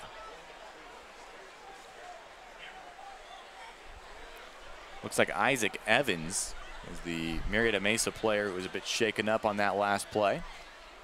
1st and 10 from the 35, near hash, handoff Jackson up the middle, and he stood up. Met by a tag team of Etiwanda defenders that included, it was not limited to C.V. Watson. Many, many Eagles in there. I want to say he got stopped by about 670 pounds of Eagles. Lots of size up front for this Etiwanda team. 2nd and 9 now from the 34-yard line of Etiwanda. 11-point Eagle lead, 7:20 to play in the 3rd quarter. Pass out to the flats for Cochran. Good move made by Jackson, but an even better tackle for the Etiwanda cornerback, and I'm going to have to guess that that's Marshall Murphy out there. He's made plays all evening long, and it is Murphy hanging on to the shoestrings. And there's that closing speed again. It looked like it was wide open. Possibly Cochran might have threw it just a shade earlier, a split second earlier to give Jackson more running room, but you saw he made one initial great move, but then they closed on him. Cochran now with a 3rd and 11 from the 36. Press coverage on the far side, trips to the near side. Cochran drops back, he looks left, airs it out, deep ball, and some contact, no flag, good coverage for Etiwanda as that ball falls incomplete. It'll be 4th and 11. He was looking for Andrew Morris, and good coverage on the play by Etiwanda's Dalen Wilson. He kind of threw it over his back shoulder, where if he'd have let him on that, he might have had a better chance to catch it. There was no penalty on that. They both were heading for the ball. So some Mesa fans are seeing it with their hearts, not their heads. And here's the punt team for Mesa on a play that would have been 4th and 11 from the 36-yard line of Etiwanda. Field position battle here. They can stick this punt, get it in there deep for maybe the sophomore quarterback will feel a little pressure with his back to the end zone. Boy, Etiwanda set up A for a possible fake and B for a return here. Good punt, trying to pin him inside of the 5-yard line. Bounces once, but in the end zone when he touched it was the Mesa player. But in high school, it still counts, which means the ball has been down by Mesa inside of the 5-yard line. Now the referee may be changing his mind. Well, the player who got there first for Mesa was standing in the end zone when he batted the ball backwards, which at the collegiate level and at the college and at the NFL level means it's a touchback. And I think based on the referees' movements here, that's the way things work at CIF football as well. Yeah, we were impressed, but he wasn't. I think if the guy would have been airborne and tapped it, he'd have been fine. But yeah, he was waiting for it. Boy, how about that punt by Tyler Martin, though, to drop that thing inside of the 5. Clutch. That was a clutch punt. 1st and 10 from the 20. 24-13, Etiwanda. 6:22 to go in quarter number 3. Mason needs to get back to their thing and get a stop here. Patterson with a handoff, diving through the first line of defense for a good first down pickup is Tyree Miles. Miles is pretty impressive. He's a quicker version of Hillstock. Not that Hillstock is slow, but I think Miles gets to the hole a little quicker and does more damage down the field. Both impressive runners. Gain of 8 on the play, 2nd and 2. Quick screen pass. This is going to go out to Miles, and he makes a man miss. First down and then some, out past the 35-yard line. So what Etiwanda's trying to do is play on Mesa's a little bit of their desperation. So they let the lineman rush, almost like a naked screen. and then throw over the top of the rushers. Two receivers to the near side, ball on the far hash. Patterson's going to throw it. Quick pass out to Bitterman, makes a man miss up the sidelines and into Mesa territory. First down, they'll move the chains. I'm trying to think who Bitterman reminds me of NFL-wise. Great hands, he's got great feet. He's a very intelligent player. He's making the right decisions, just like over here when he got his feet in. He's the whole package. Very impressive. First and 10 now from the Mesa 42. Patterson in the shotgun, got a running back behind him and two receivers to the far side. That's the right side. Handoff goes to Miles, tries to cut it outside, picks up a couple, spins away from one man, but nothing doing on the next tackler. Pick up a couple. So for Etiwanda to score here, not that it would be deadly, it would not end the game, but it would make this climb a lot more difficult.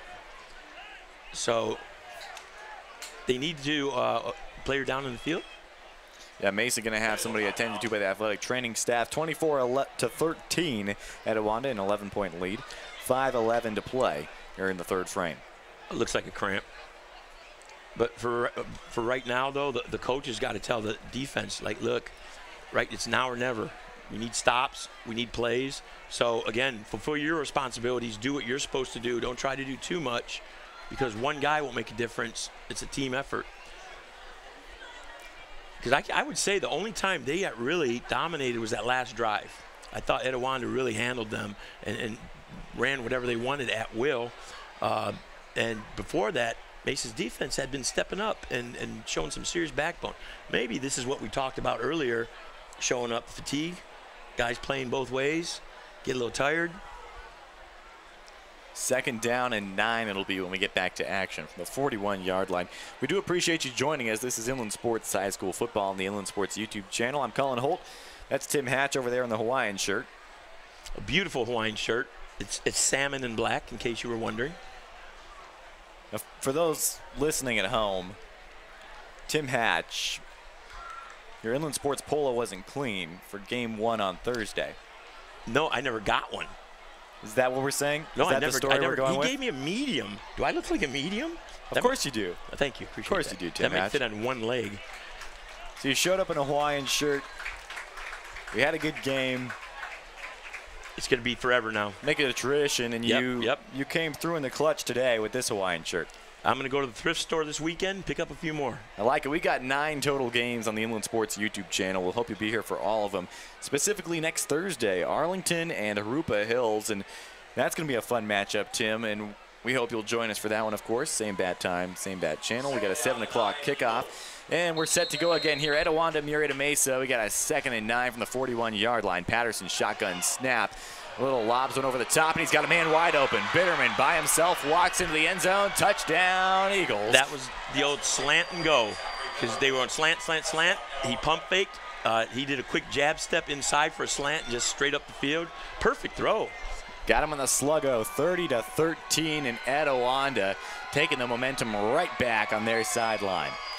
So I'm a big believer in the body language. And you look at the sideline, and I know they shouldn't be happy right now, but you see a lot of chins to the chest again, and we got to get some guys say, let's get fired up. You know, okay, fine, they scored, let's get them back. 5 minutes to go in the third quarter. There is an awful lot of time left in this ball game, and you're down right now by 17 points. I don't know who called that play, but they caught Mesa in man coverage there, one-on-one with Bitterman. And I don't know if that's their hot route or what they choose to do, but that was a great call. Vicente Garcia.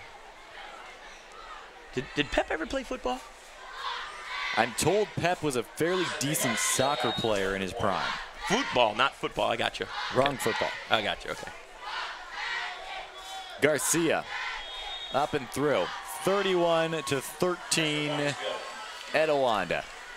Now, one thing, if you watch the quarterback for Etiwanda, he's celebrating every touchdown like it's the Super Bowl. That'll change as he gets older, as he becomes a little more used to scoring, you know, and he gets to be, more experienced. He'll be like, okay, this is what I expect to happen. Well, for Brandon Patterson, these are all his first varsity touchdowns. That's true. And so we've talked a lot about his poise, but you're right. There's some polish that needs to come, and we'll see what happens. We're not sure what the story is with Nick Rivas, but Brandon Patterson has most definitely put himself on the map tonight. Oh, yeah, definitely. I think he's made quite a statement that he wants this job to stay his job. Kind of like Jeff not showing up. I'm going to make this my job. Well, Tim Hatch has made a statement tonight, and you've been poised in the broadcast booth from last season to this season.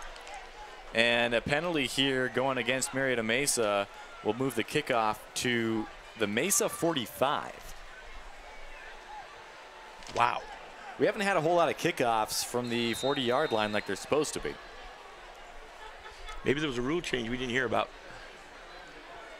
Vicente Garcia. A little more of a pooch kick on this one. It's 45 yards between him and the goal line, and he chooses to just line drive it out of the back of the end zone. 20-yard line is where the Mesa offense will get to work. We'll see Austin Cochran playing now down 18. So we'll see, again, since he's a senior, he's the only one with the experience. He can rally the guys, and now, as the one veteran guy, or the guy who's been there, it's hard to explain to a younger group, this is what you're going to see, this is what you need to do. And what they're finding out right now is what it takes to be varsity players against good competition. Mesa from their own 20. First and 10 Rams. Cochran in the shotgun, 2 receivers on each side. First play, running it off tackle to the left side. That's Desmond Jackson. Picks up a few. And again, it's a little too early to panic. Don't go for it all in one big play. Run your offense, get your reps, and drive the ball down the field, establish something. But throwing long passes like boom, boom, boom, and out in 10 seconds isn't going to help them. 4.5 minutes to go in the third quarter. A run up the middle for Mesa.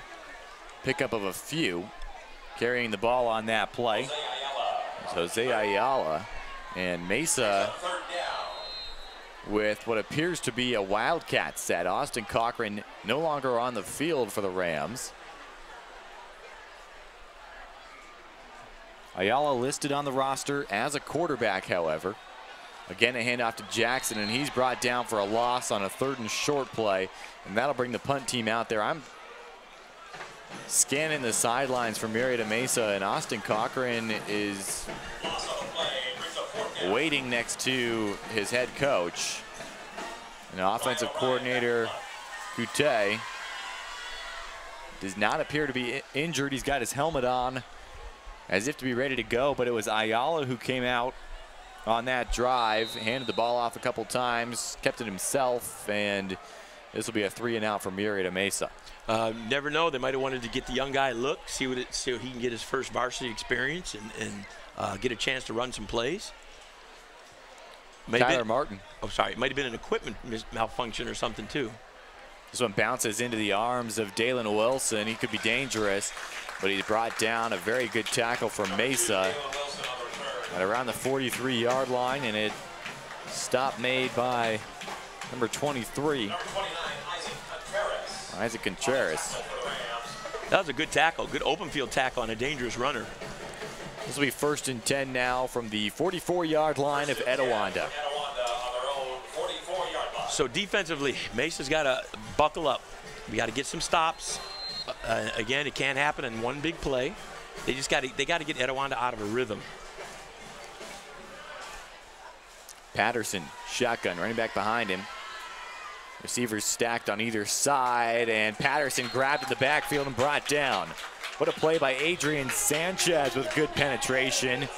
And the 6'3 senior gets a first down sack to move him back 4 yards. This will be 2nd and 14 from the 40-yard line. How about Adrian Sanchez coming up with a big play? That defensive penetration is the key to stopping everything Etiwanda does, and he stepped up, made a great play. Eagles moving left to right across your radio dial with about 2.5 to play in the third quarter. They're up by 18. This is a screen play. They throw it out far sideline and sniffing it out all the way for the Rams is Ethan Suavenegas. Stops him at the line of scrimmage on the screen play. And this will be a 3rd and long, still double sticks, a loss of 1 yard.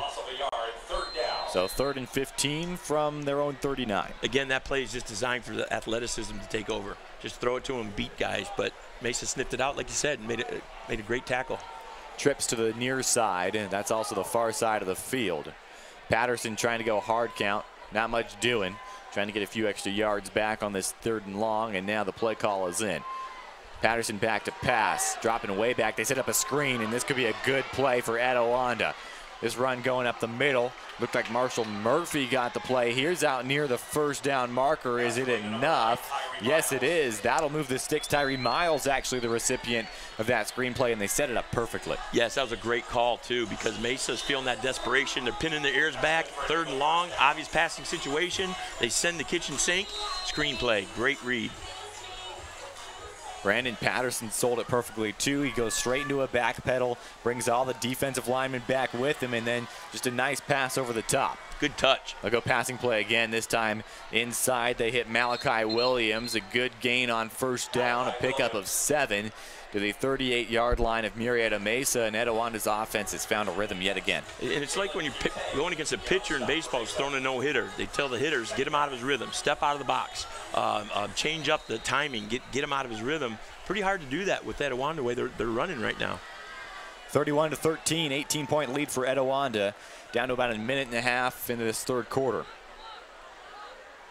Another pass play for Patterson. He lobs it up off his back foot. That's a ball up for grabs and broken up at the last second out there by Sua Venegas. I think I can honestly say that's the first bad choice I've seen him make all day. And Patterson off balance, lobbed that one up, and he's lucky it wasn't intercepted. A good battle for that ball. It included Tyree Miles. The quarterback has to throw that to where if it's incomplete, it's out of bounds. Nobody gets it but his receiver. Dangerous pass off his back foot. Patterson shotgun, got a bunch formation to his left, and he's going to look that way. Now he dumps it off last second as he was feeling the pressure. Looking to get it to Hillstock out of the backfield and could not complete the pass. And that'll bring up a 3rd and short, or 4th and short situation, that is, as Etiwanda runs the punt team on there. And another player down for the Rams. That was supposed to be a short wheel route, and Patterson is supposed to look off the running back coming out from the right side of the backfield to give him some time and clear the defenders. But Mesa guys got in there so quick, he didn't have time to fake and look away. He had to chuck it out there. Minute 27 on the clock. We're in the 3rd quarter, 18-point Etiwanda lead. This will be a 4th and short from the 38-yard line, and at last check, Etiwanda was sending the punt team out there. Once again, you're listening to IE High School Football on the Inland Sports YouTube channel. I'm Colin Holt. That's Tim Hatch in the Hawaiian shirt. You know, I'm feeling a little less anxiety right now because the giant ram is gone from the corner over there. Now it's just some empty trees and some chairs over there, so I feel much better. Would you say that you're a little bit more poised now that the ram is gone? Oh, absolutely, yes. It is something of that's going to be in my nightmares for days to come. 31-13 in favor of Etiwanda, and we talked about the veteranness, I guess, as long as we're making up words, I'll go with that one, of this Eagle group. And like you said, Mesa came out of the halftime break firing on all cylinders. They cut what was a 17-0 lead to 17-13, and Etiwanda just was unfazed. Absolutely, yes. They've rebuilt their lead to 31-13 like it is now late in the 3rd quarter. And that's a heartbreaker for what is a much younger squad over on the home sideline. You know, as a veteran team, you have that confidence in what your coaches have taught you, what your scheme is, what your game plan is. And they showed a lot of poise by not panicking when things got cut. And it goes back to the blocked extra point, too, because that could have made it 17-14. And they blocked the extra point, 17-13, instead of making it 2 scores. Now then they get the ball back after that, and they just grind out a drive, and then Mesa starts to get desperate, and they run that slant and up, and bingo, there you go, touchdown. And I like the play calling by the Etiwanda coaches, taking advantage of Mesa's youth and their eagerness to catch up, and especially when it got to be 17-13. But I think the biggest thing is at 17-13, Etiwanda just punched Mesa in the mouth.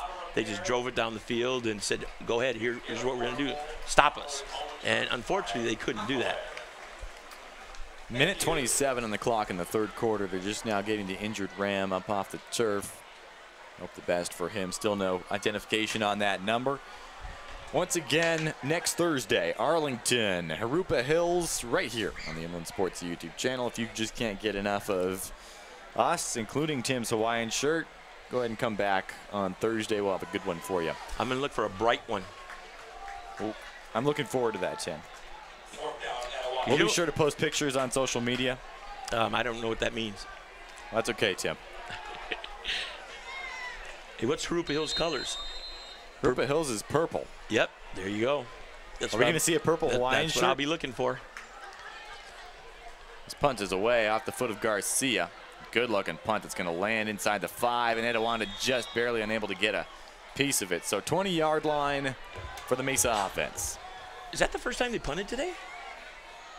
It very well could be. I really don't recall another punt. Hey, but now, remember earlier how there was the feistiness on every kick and punt, and they were blocking it all the way through? Not seeing the same feistiness right now. Not seeing that same, get in your face mentality. Could be the score's wearing on them a little bit. Again, a young team. They see every lead like this as insurmountable maybe, but got to see that still. No matter the score, got to fight. Austin Cochran back in at quarterback. First play, it's a pass, and he's hit a cutting receiver for a first down out near the 40-yard line. Good-looking pass from Cochran. And that's Antonio January on the slant, making a good catch and burst of speed after the catch, too. First and 10 out of the 42-yard line for Mesa. The timing on that was impeccable. Two receivers to each side for Cochran. Play action. January again on the screen. Slips out of one tackle. Now he's got room to run across midfield. It's a foot race. 40, 30, sideline. January, stiff arm. He's pushed out of bounds inside of the 20-yard line. Boy, Antonio January. They're lucky they didn't get a flag on that. 50 seconds to go in the third quarter. 18-point lead for Etiwanda. Plenty of time left in this one, and the Mesa offense moving quickly with Austin Cochran back behind center. The Etiwanda deep back who pushed him out of bounds gave him a little extra out of bounds shove. Cochran, shotgun, three receivers to the right. He gives it up the middle. That's Jackson, pickup of a couple before he's brought down and met by a slew of Eagles. And even though that was just a pickup of a couple, he's still running harder than he was in the first quarter. He's going north-south. He's not dancing like he was. A little extra jawing between these two teams after that play. This will be 2nd and 7 now from the 16-yard line. Cochran, shotgun, three receivers to his right. Gives it on the zone read to Jackson. Trying to hit the hole between the guard and the tackle, and there's all sorts of room outside, Tim. Yeah, he had the corner, and he had a blocker out there, but he must have seen the seam on the inside because he cut it up inside right into those giant linebackers. Injury this time on the Etiwanda side will stop the clock, so I think both teams were planning to have to switch sides at the end of the third quarter, but the officials will stop the clock, and Mesa will have one more offensive play from the left side of the field with 5 seconds to go in the third quarter. Sometimes as a player, you just got to trust what the play is designed to do, and trying to do too much is like those linebackers are like Godzilla, and it's like the Japanese villagers running into Godzilla, running to him instead of running away from him. Makes no sense. But he's got some speed and quickness. He had the outside. He's got to stick with it the way the play is designed to go. 31 points for Etiwanda, 13 for Murrieta Mesa. Guy who had a punt return, Dalen Wilson, has been great on special teams all evening for the Eagles. They've got some impressive athletes speed-wise. Those defensive backs just close so quickly. 3rd and 5 from the 14-yard line.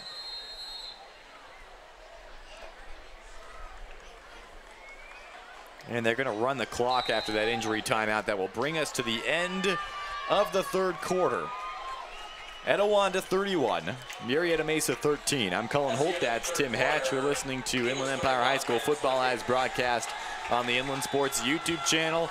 The fourth and final quarter between these two teams is coming up next, and Murrieta Mesa going to have to get some offense going. Down 18 with just 12 minutes to work with, and they're in the red zone right now. Got a 3rd and 5 from the 14-yard line. So 14 points in a row for Etiwanda after Mesa cut it to 17-13. A couple defensive possessions, or defensive drives, I should say, that just stopped Mesa in their tracks. The one drive Mesa had when Cochran came out might have been a 10-second drive, maybe 11 seconds. So Etiwanda is just stepping up on both sides of the ball right now. So let's see what their defense can do here. Cochran back out in the field, and despite the score, it's a party here at Murrieta Mesa. And it's been a party since hours before kickoff. I got here before 5 o'clock, and it was going. I think they started at 2. Tim, I think I caught you dancing in the booth a little bit just a little while ago. I mean, great high school football atmosphere here at Rams Stadium. Big third down for the Mesa Rams. They got a bunch formation to the short side of the field. That's on the left side. Cochran going to look that way. Throws that way. Got a man. That's January. Falls near the first down marker. Did he get enough to move the chains? Yes, he did. That's a first down for Mesa and a good quick pass for Austin Cochran. I think Mesa might be finding that bread and butter we're talking about. Cochran and January seem to have developed some kind of chemistry here in this half. First and goal from the 8 now. Cochran's got 2 running backs in the backfield with him. January and Jackson. Handoff goes to January, trying to find the corner. Stood up near the line of scrimmage, brought down. Second and goal coming. I tell you what, if you're indecisive at all as a back against this Etiwanda defense, they're going to make you pay, because they run down plays from behind like no team I've seen in a while. Again, Cochran, shotgun, got a running back to his left. 2 receivers to each side. Ball's in the middle of the field. Again, second and goal from the 8-yard line. Cochran rolls out to his left, and that pass is batted away.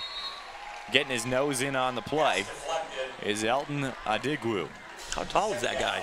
6'4". And how tall is Cochran? Cochran's 5'11". Listed generously at 5'11". So he's got quite a window to throw there. He's got to go over the top of that, and he's got to look the receiver off. He stared him down the whole way, so it's made it kind of easy for the pass to get blocked. This time they go 3 receivers to the short side of the field. That's to Cochran's right. Got a one-on-one matchup on the far side. And Cochran's going to keep it himself. Slices up the middle. Goal line. Did he get in? No, he's going to be just short.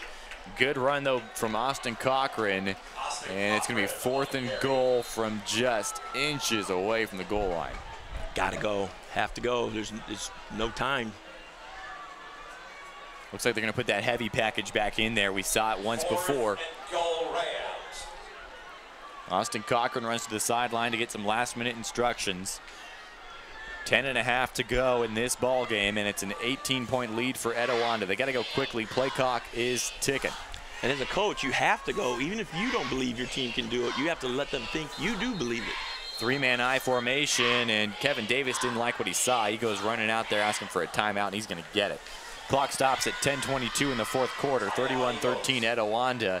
And if you're the Mesa Rams and head coach Daryl Turner, do you adjust what you're doing? Yes. Yep. Because you just gave them a look, and now he's going to adjust to your look. Now, you might not change the play too much, but just you got to change it enough in the set so that they come out like, huh? Coach told us that we're going to see this or that. So it's that chess game. What a game we've had. A little bit of back and forth. Etiwanda has led the whole way. But Murrieta Mesa, once again, they pulled within 4 right out of the halftime break, and Etiwanda came back and answered. And now they're going to have to make a big defensive stand, and this is a crucial point in this game. 4th and very short at the goal line. Mesa trying to make it a manageable deficit.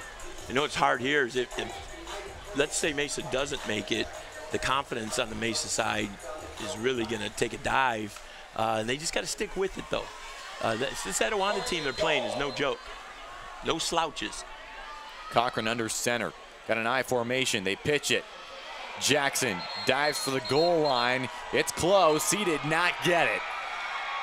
Etiwanda's defense with a huge goal line stand on 4th down to preserve an 18-point lead. I hope I didn't jinx Mesa by saying that a second ago. But, again, they went to the outside, and Etiwanda closes so well. I think when you're inches away, quarterback sneak, safest thing right up the middle, which was my longest touchdown run in my career, Cullen. 58 yards on a quarterback sneak. I ducked behind the center, 2 linebackers blitzed. They never saw me because I was small. And I ran straight down the middle. No one knew what was happening. I didn't know what was happening. 3 guys lined up in that I formation. They pitched it to the last guy as opposed to going Tim Hatch style and just having Cochran keep it himself. Or a handoff with the guys leading in front of him, something that's quicker, because the more time you take with the pitch and the ball's in the air, you get guys closing on it. Well, Etiwanda now playing from deep in their own backyard. Roll out, they're going to try and pass it, and I think that's complete on the far sideline. Good throw for the sophomore quarterback, Brandon Patterson, and he does complete it. Boy, Patterson in some hot water in the back of the end zone. He was out of real estate. Throw it away. He had nowhere to go. He was tippy-toeing by the pylon. A big catch for a first down to get Etiwanda some breathing room. And Etiwanda's receivers are showing great IQ-wise, too, knowing where the marker is and getting out of bounds, after the first down, not before, obviously. Now from their own 13, run a stretch play. Here's a cutback for Hillstock. Buy some extra real estate, first down and more out to the 30-yard line. Boy, Hillstock with a great adjustment in the backfield to go the opposite way. Now, if you're Mesa, your defense, you got to get a huddle in there. Someone's got to fire up in that huddle and say, stop. Okay, we're not doing this. We're not going to let this happen. And I think somebody is right there, number 32. Looks like he's doing some yelling, being vocal. But you need leaders like that. And too many heads hanging right now. You're starting to run out of time for Mesa as well. And Etiwanda aware of the clock, taking time in between plays. Hillstock nowhere to run on that first down play from the 32-yard line. I just saw a great leadership thing. Number 69 on Etiwanda. Number 89 got blocked, and he came back and started yelling at a player from Mesa. 69, his teammate, jumped up, stopped him, shoved him, and said, get out of here, and sent him to the sideline. Evan Band's a tackle who's a senior. Another veteran guy on this squad. 2 receivers to the far side of the field. That's on the near side for our radio listeners. Brandon Patterson in the shotgun gets the last-second adjustment from the sideline. And they're letting the clock run as much as possible. Down inside of 9 minutes, they're nursing an 18-point lead. Good counter play. Hillstock catches it, makes one man miss, and is stood up at about the 35-yard line on a 2nd and 10 play.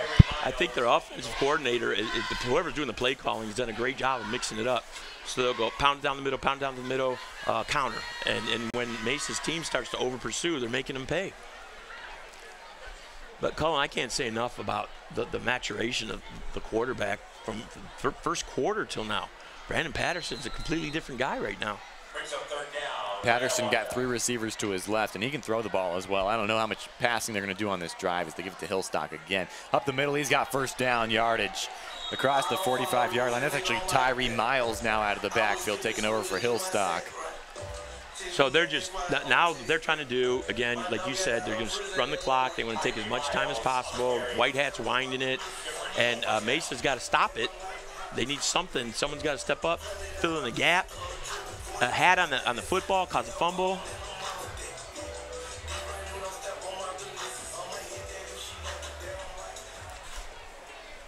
Patterson, shotgun again, got stacked receivers on either side. 1st and 10 from the 48-yard line. They'll give it to Miles. And Miles slips through the first line of defense, and he's off and running. Down inside the 30 before they finally get him, and in deep into Mesa territory. 7.5 to play. Both Miles and Hillstock are quick-footed, and their jukes are north-south and aggressive. I just think Miles has a little bit more of a burst. He exploded into the secondary on that last carry. And this drive for Etiwanda is starting to chew up some clock. A veteran team, knowing what they want to accomplish. They're not trying to be too fancy, too cute. And like I said the other day, you want to break a watermelon, use a sledgehammer. Set up the screenplay again. Dump off to Miles. Mesa read it a little bit better that time. Couple-yard pickup. And a lot of times when you see no-huddle, up-tempo offenses try to switch to this slow, chew-up-the-clock mode, sometimes they lose their mojo. Etiwanda continuing to pump out good plays and good offensive production. Oh, absolutely. Despite changing their tempo. And like you said, that's a sign of a mature team. Brandon Patterson threw 1 pass in week 0. Tonight, it's been nails.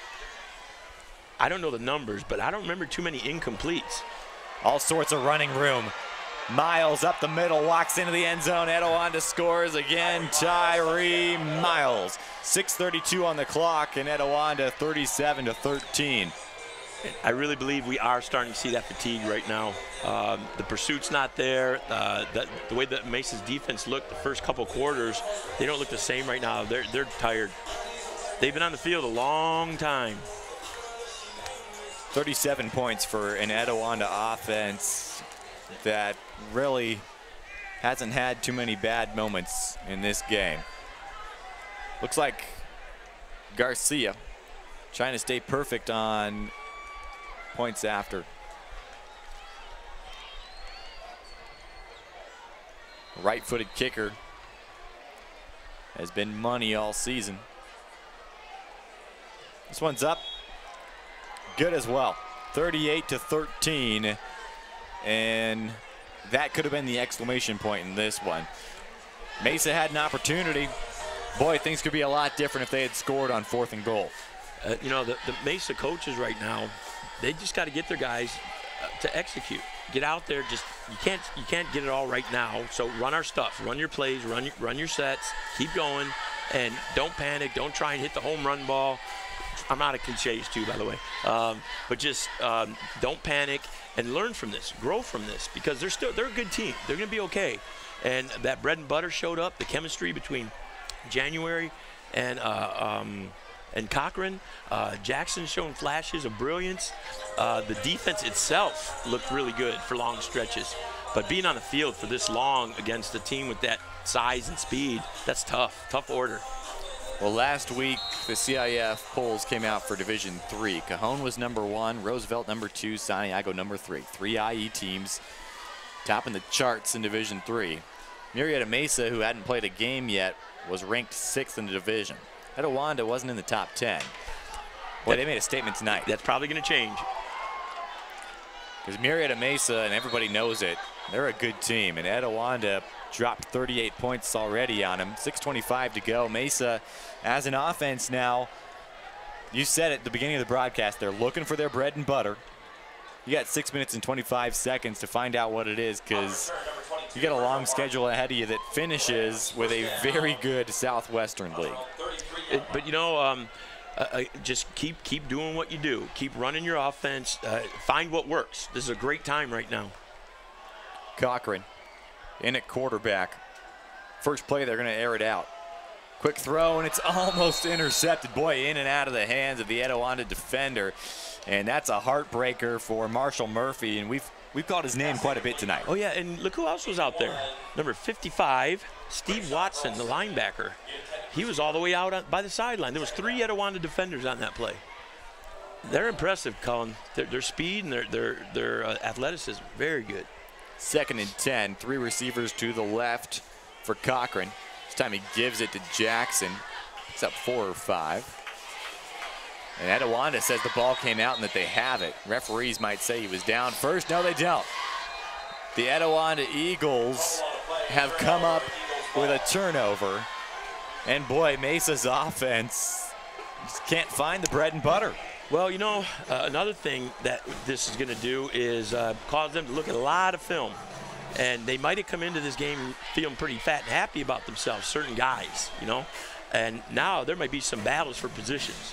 I've seen that before, too, where, you know, guys, they got that starting spot and they're all excited, and then they don't execute. They don't perform.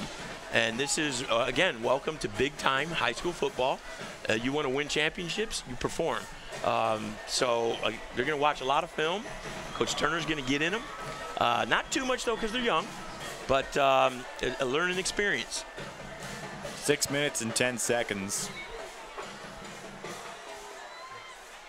25-point lead for Etiwanda. Handoff goes right up the gut on the first play. And the Eagles with the first defensive takeaway of this game. Punt return, fumble? That was... Oh, for them, you mean? Oh, my fault. I misunderstood what you were saying. First turnover forced by gotcha. the Etiwanda Eagles. My ears aren't working. And my ears and my brain aren't connected right now. because I'm thinking about funnel cakes. Well, I don't blame you on that one. Smells have been wafting into the press box all evening long. Boy, flags are all over the place on that incomplete pass. This could be going against Murrieta Mesa. Some extracurriculars. I believe involved on the play was Diego Rodriguez, who had 99 tackles last season, so he's a stud. I got to say, right in front of the referee is just not a Phi Beta Kappa move. They already threw that flag, and as the Etiwanda player was walking away, he shoved him right in front of the referee. That's an automatic call. When it looks like these penalties might be offsetting, and they will, so that hurts even more for Mesa. You're going to back Etiwanda up. You get the penalty, you draw the holding penalty, and then a personal foul against you offsets the penalties, and now it's second and reasonable for Etiwanda here from the Mesa 34-yard line.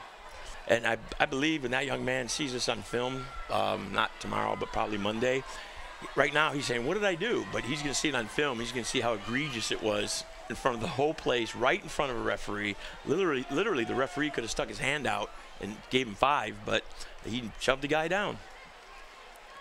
38-13, 5 minutes, 35 seconds left in this one. Etiwanda on top by 25. And boy, what an atmosphere for Murrieta Mesa. And we had the chance to catch up with their athletic director before this game. And he said this is what he wants it to be like every game. And a very good Mesa team with just a tough foe tonight in Etiwanda. Tough to play without someone before this to warm them up. You know, like you said, maybe they should have played that 0-week game. Penalty-wise, I told you I was going to keep track. Mesa has more. And it shows their younger squad, and this is their first game of the season. Another run play for Etiwanda. Pickup of a handful.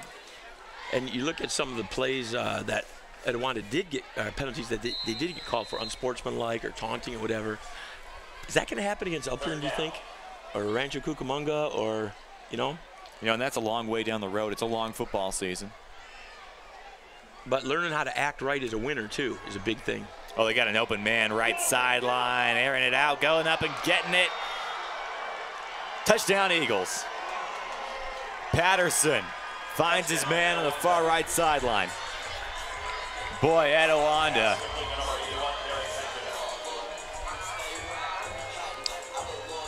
And I don't know how some people look at it. I know some people might be upset that they're throwing passes with a 25-point lead and 4 minutes to go instead of running the clock out. Some people might think that's running up the score. I don't think it's that big of a deal because your defense has to learn how to play anyway, right? So even if he's got secondary guys in and subs in, they need to step up and be varsity players anyway. So big touchdown for Etiwanda on the far sideline, and boy, Brandon Patterson, the sophomore quarterback, recognized the open man down the sideline and dropped a dime on him. I was seriously trying to think of how many passes he had incomplete. I can't remember too many. His percentage has to be through the roof today. Did not start in week 0, in case you missed that. Garcia spend money from PAT distance. 44-13 Etiwanda. Make it 45.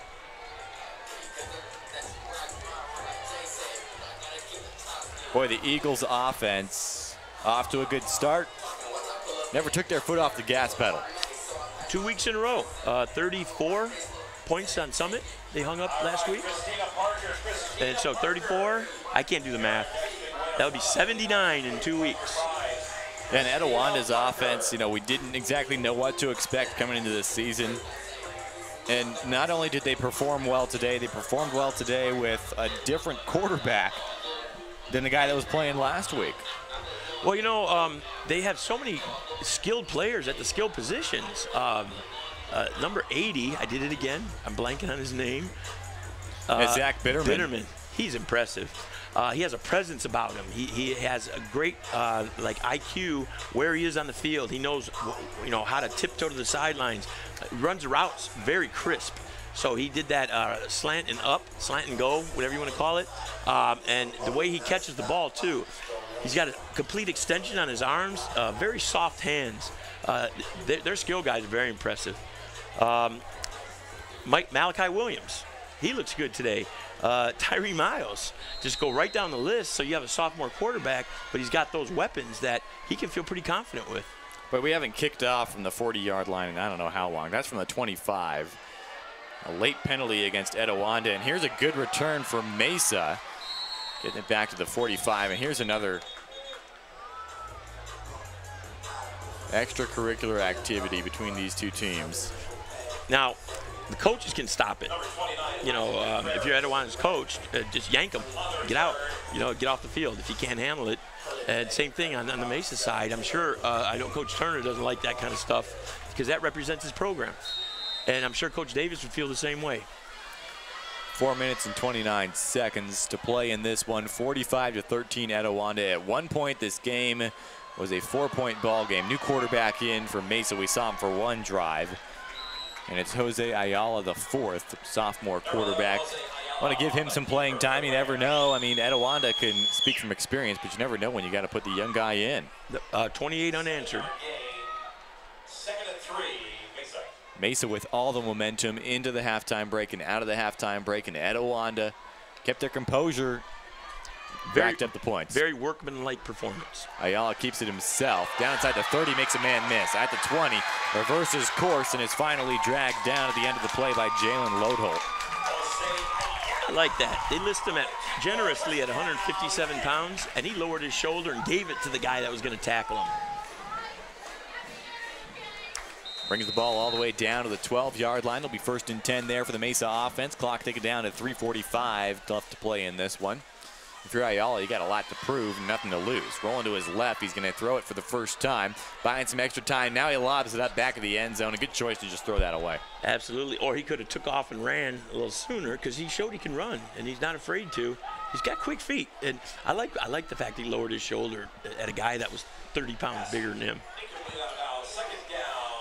Actually, I did that at my wife's other aunt, Aunt Verna, playing musical chairs. I won because I lowered my shoulder. She's 30 pounds bigger than me. Tim Hatch with the gutsy move to win for the musical chairs championship. Right. That's right. Jackson up the middle, stopped at the last second. Is it enough for a first down? Because that's real close to the goal line. And I believe it is. That's going to be 1st and goal from the 2. Okay, let's see if we can punch it in this time. Let's see what we learned. I believe that's Desmond Jackson in the backfield with Ayala. Shotgun snap, 2 receivers to each side. Ayala pulls it to the corner, walks in, touchdown.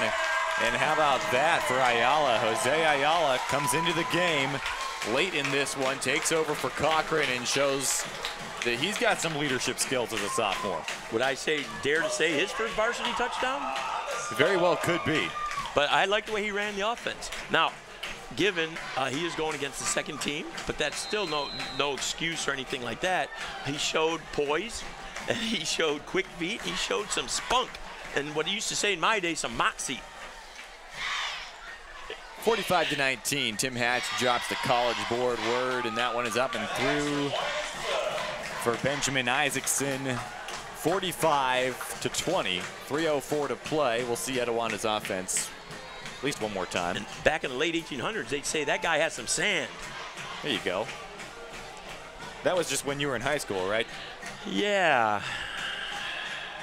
Okay, all right, Colin. Okay, buddy.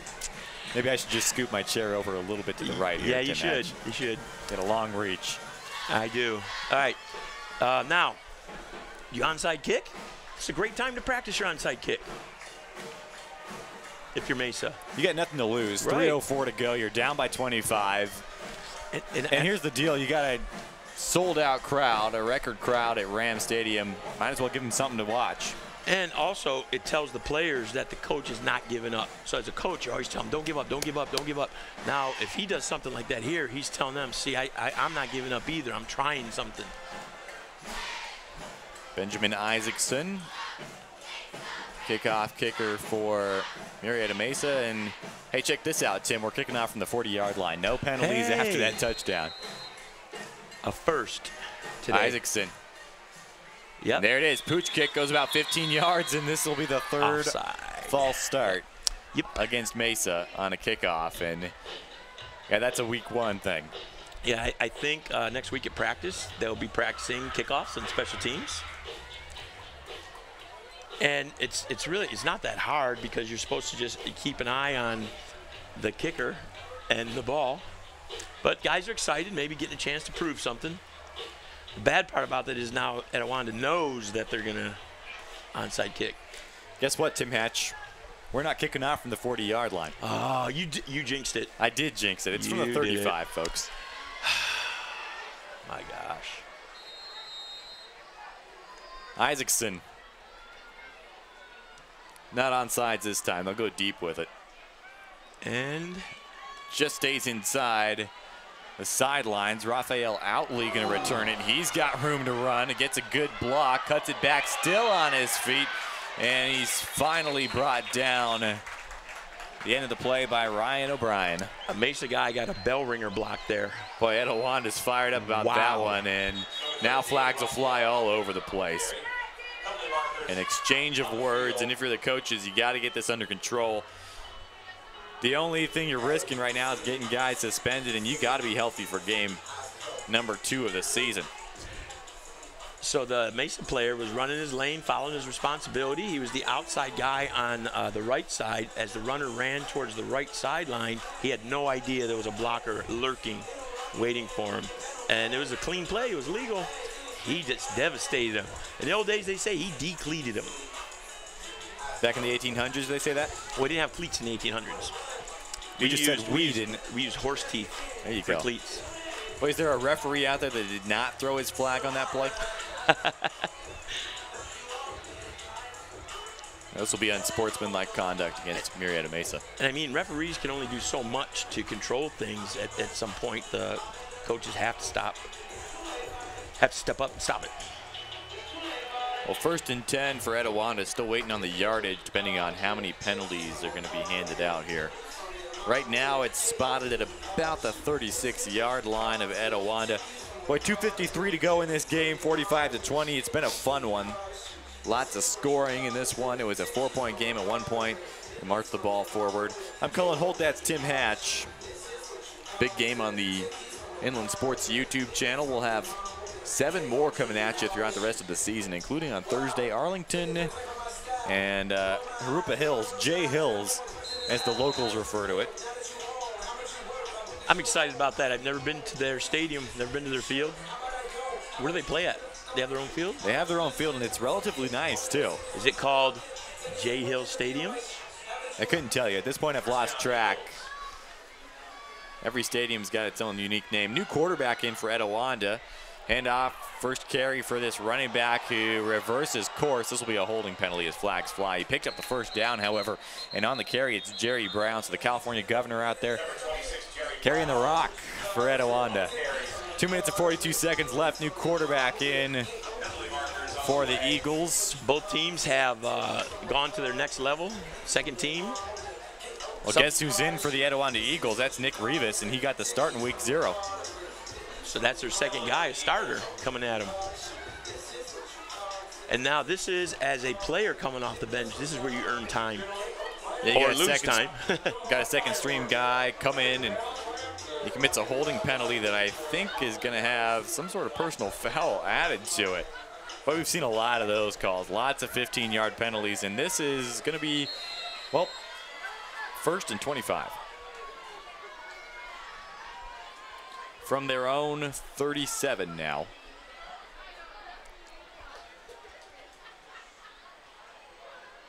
Rivas takes the snap, shotgun. A give again to Brown, running off the right sideline. He needed more of a running mate there. Again, behind the play. I see what you did there, Tim. Thank you. Don't think I didn't notice that. There's all sorts of shoving going on after the whistle right now. That play was not representative of how they've been running their offense. Is this going to occupy the next 2 minutes and 4 seconds? Very, very possibly. All right. I want to set a precedent. There it is. 2 receivers to each side for Rivas. Boy, in week 1, he completed 9 passes, completed 9 passes out of 23 attempts for 140 yards and a pair of touchdowns. There's Brown again. Left side off tackle. Now, you know who he married, right? Linda Ronstadt, singer, right? Educational on the Inland Sports YouTube channel, yes, it folks. is. And she had a song called Blue Bayou. Okay. That running back just blew by you. That's what I'd say to that defensive guy. He'll be here all evening, folks. Yes, I work for tips. Try the veal. Minute 15 seconds. 45-20. This is a 3rd and a country mile. Rivas going to give it to Brown again. He's out past the 45-yard line. Going to run some more clock off. Gary Brown on the run. Not seeing more extracurricular in there, a lot of pushing and shoving. The problem for this side is, like, Mesa guys, yeah, you want to show you're fighting and you want to win and you hate losing, but you're down 25 and you're talking. What are you saying? Yeah, there's not a whole lot to go off of as far as trash talk goes if you're wearing a green jersey right now. But it's week 1. It's your first game of the season, and when you get to league, none of this non-league stuff matters if you can win your league and get into the playoffs. And once again, CIF semifinalists in Division 4, and now Daryl Turner going to take a timeout. His 3rd season as the coach for the Rams. Coach Turner has quite an extensive background, an impressive background. Coach was a defensive assistant in charge of linebackers at New Mexico State. I think they're calling the game. Well, here you go. This is a meeting between Kevin Davis and Daryl Turner. Oh, okay, the referees called it to have them talk to their players. You got 18.8 seconds left. We don't need anyone hurt or suspended because there's a lot of season left for both these teams. And once again, both of them in Division 3, and we could see them meet in the playoffs. It's very possible they could be discussing ending it right now. Well, things have gotten out of hand as far as the chippiness goes. Yeah. But Coach Turner, defensive assistant New Mexico State, linebacker coach. He was the QC, quality control assistant at UCLA on the defensive side, a grad assistant at Arizona State in charge of the offensive line. He was a Mayfair Monsoon. He played under Coach Mike Fitch, and he was a starting fullback at Arizona State. And that'll do it, folks. With 18.8 seconds left, we're going to call this one quits. 45-20.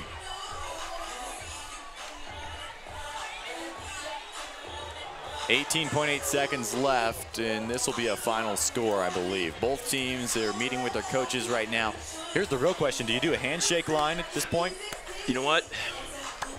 That's a great question. I've been places where they said, no, well, thanks, good game, see you later, and we take off because there's too much testosterone going on in the room. But on the other hand, you want to show class, you want to show that you're better than that, you're above it, and they're going to shake hands. Either that or they're about to brawl.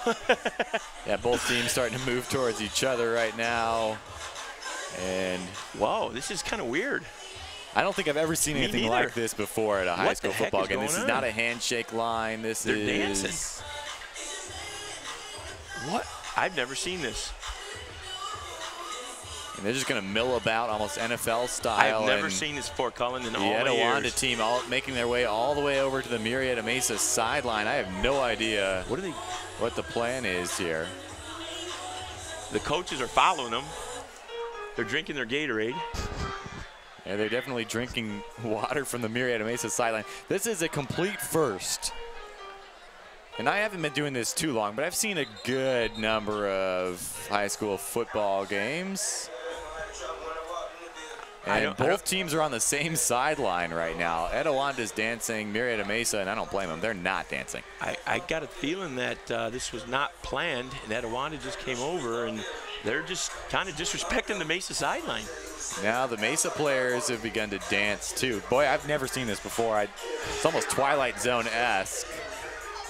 I don't know, Colin. This is really strange. Boy, and here you go. Etiwanda is on the Murrieta Mesa sideline. We're lining up to play the last 18.8 seconds that's what happened. Of this game. They're making them play. But Etiwanda and Murrieta Mesa on the exact same sideline. The guy running across the field is either Gimli from Lord of the Rings or he's a coach running to the sideline. So 18.8 seconds left. The referees say you got to finish it out. It'll be 4th down. So the answer of all the animosity is put them on the same sideline? I've never seen this before.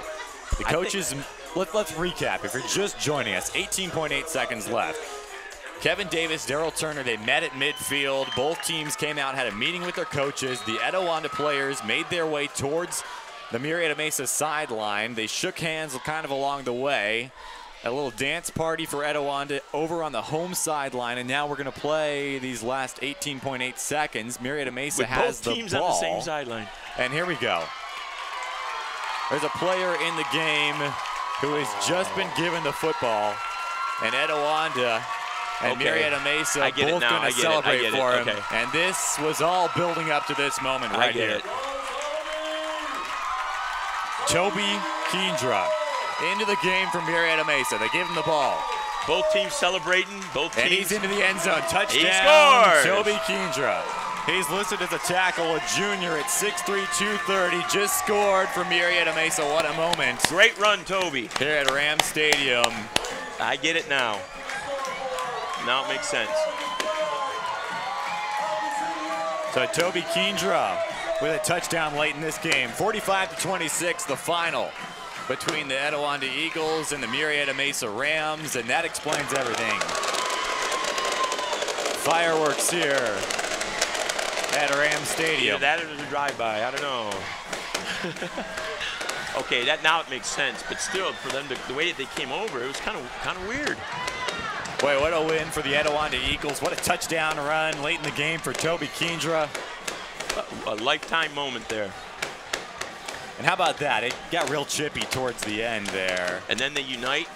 And you see both teams celebrating Toby Keendra's long touchdown run. And that, in my opinion, and you can disagree with me if you want, was the play of the game. Yep, and that's what sports is all about. Opportunities. Fireworks show at Ram Stadium. Final score, Etiwanda Eagles 45, Murrieta Mesa Rams 26. Tim, your final thoughts? Etiwanda showed a lot. They were not even ranked, not even the thoughts of being ranked before this in the division. I think they opened some eyes today. Mesa, they got some work to do. I'm sure the coaches, I've been there before, coaches are a little embarrassed right now, a little upset. They're going to go back, have a night to sleep on it or not sleep on it, watch the film, make adjustments, and they'll be back. Mesa's got a good team. Tonight's game with a final score of 45-26 in favor of Etiwanda was presented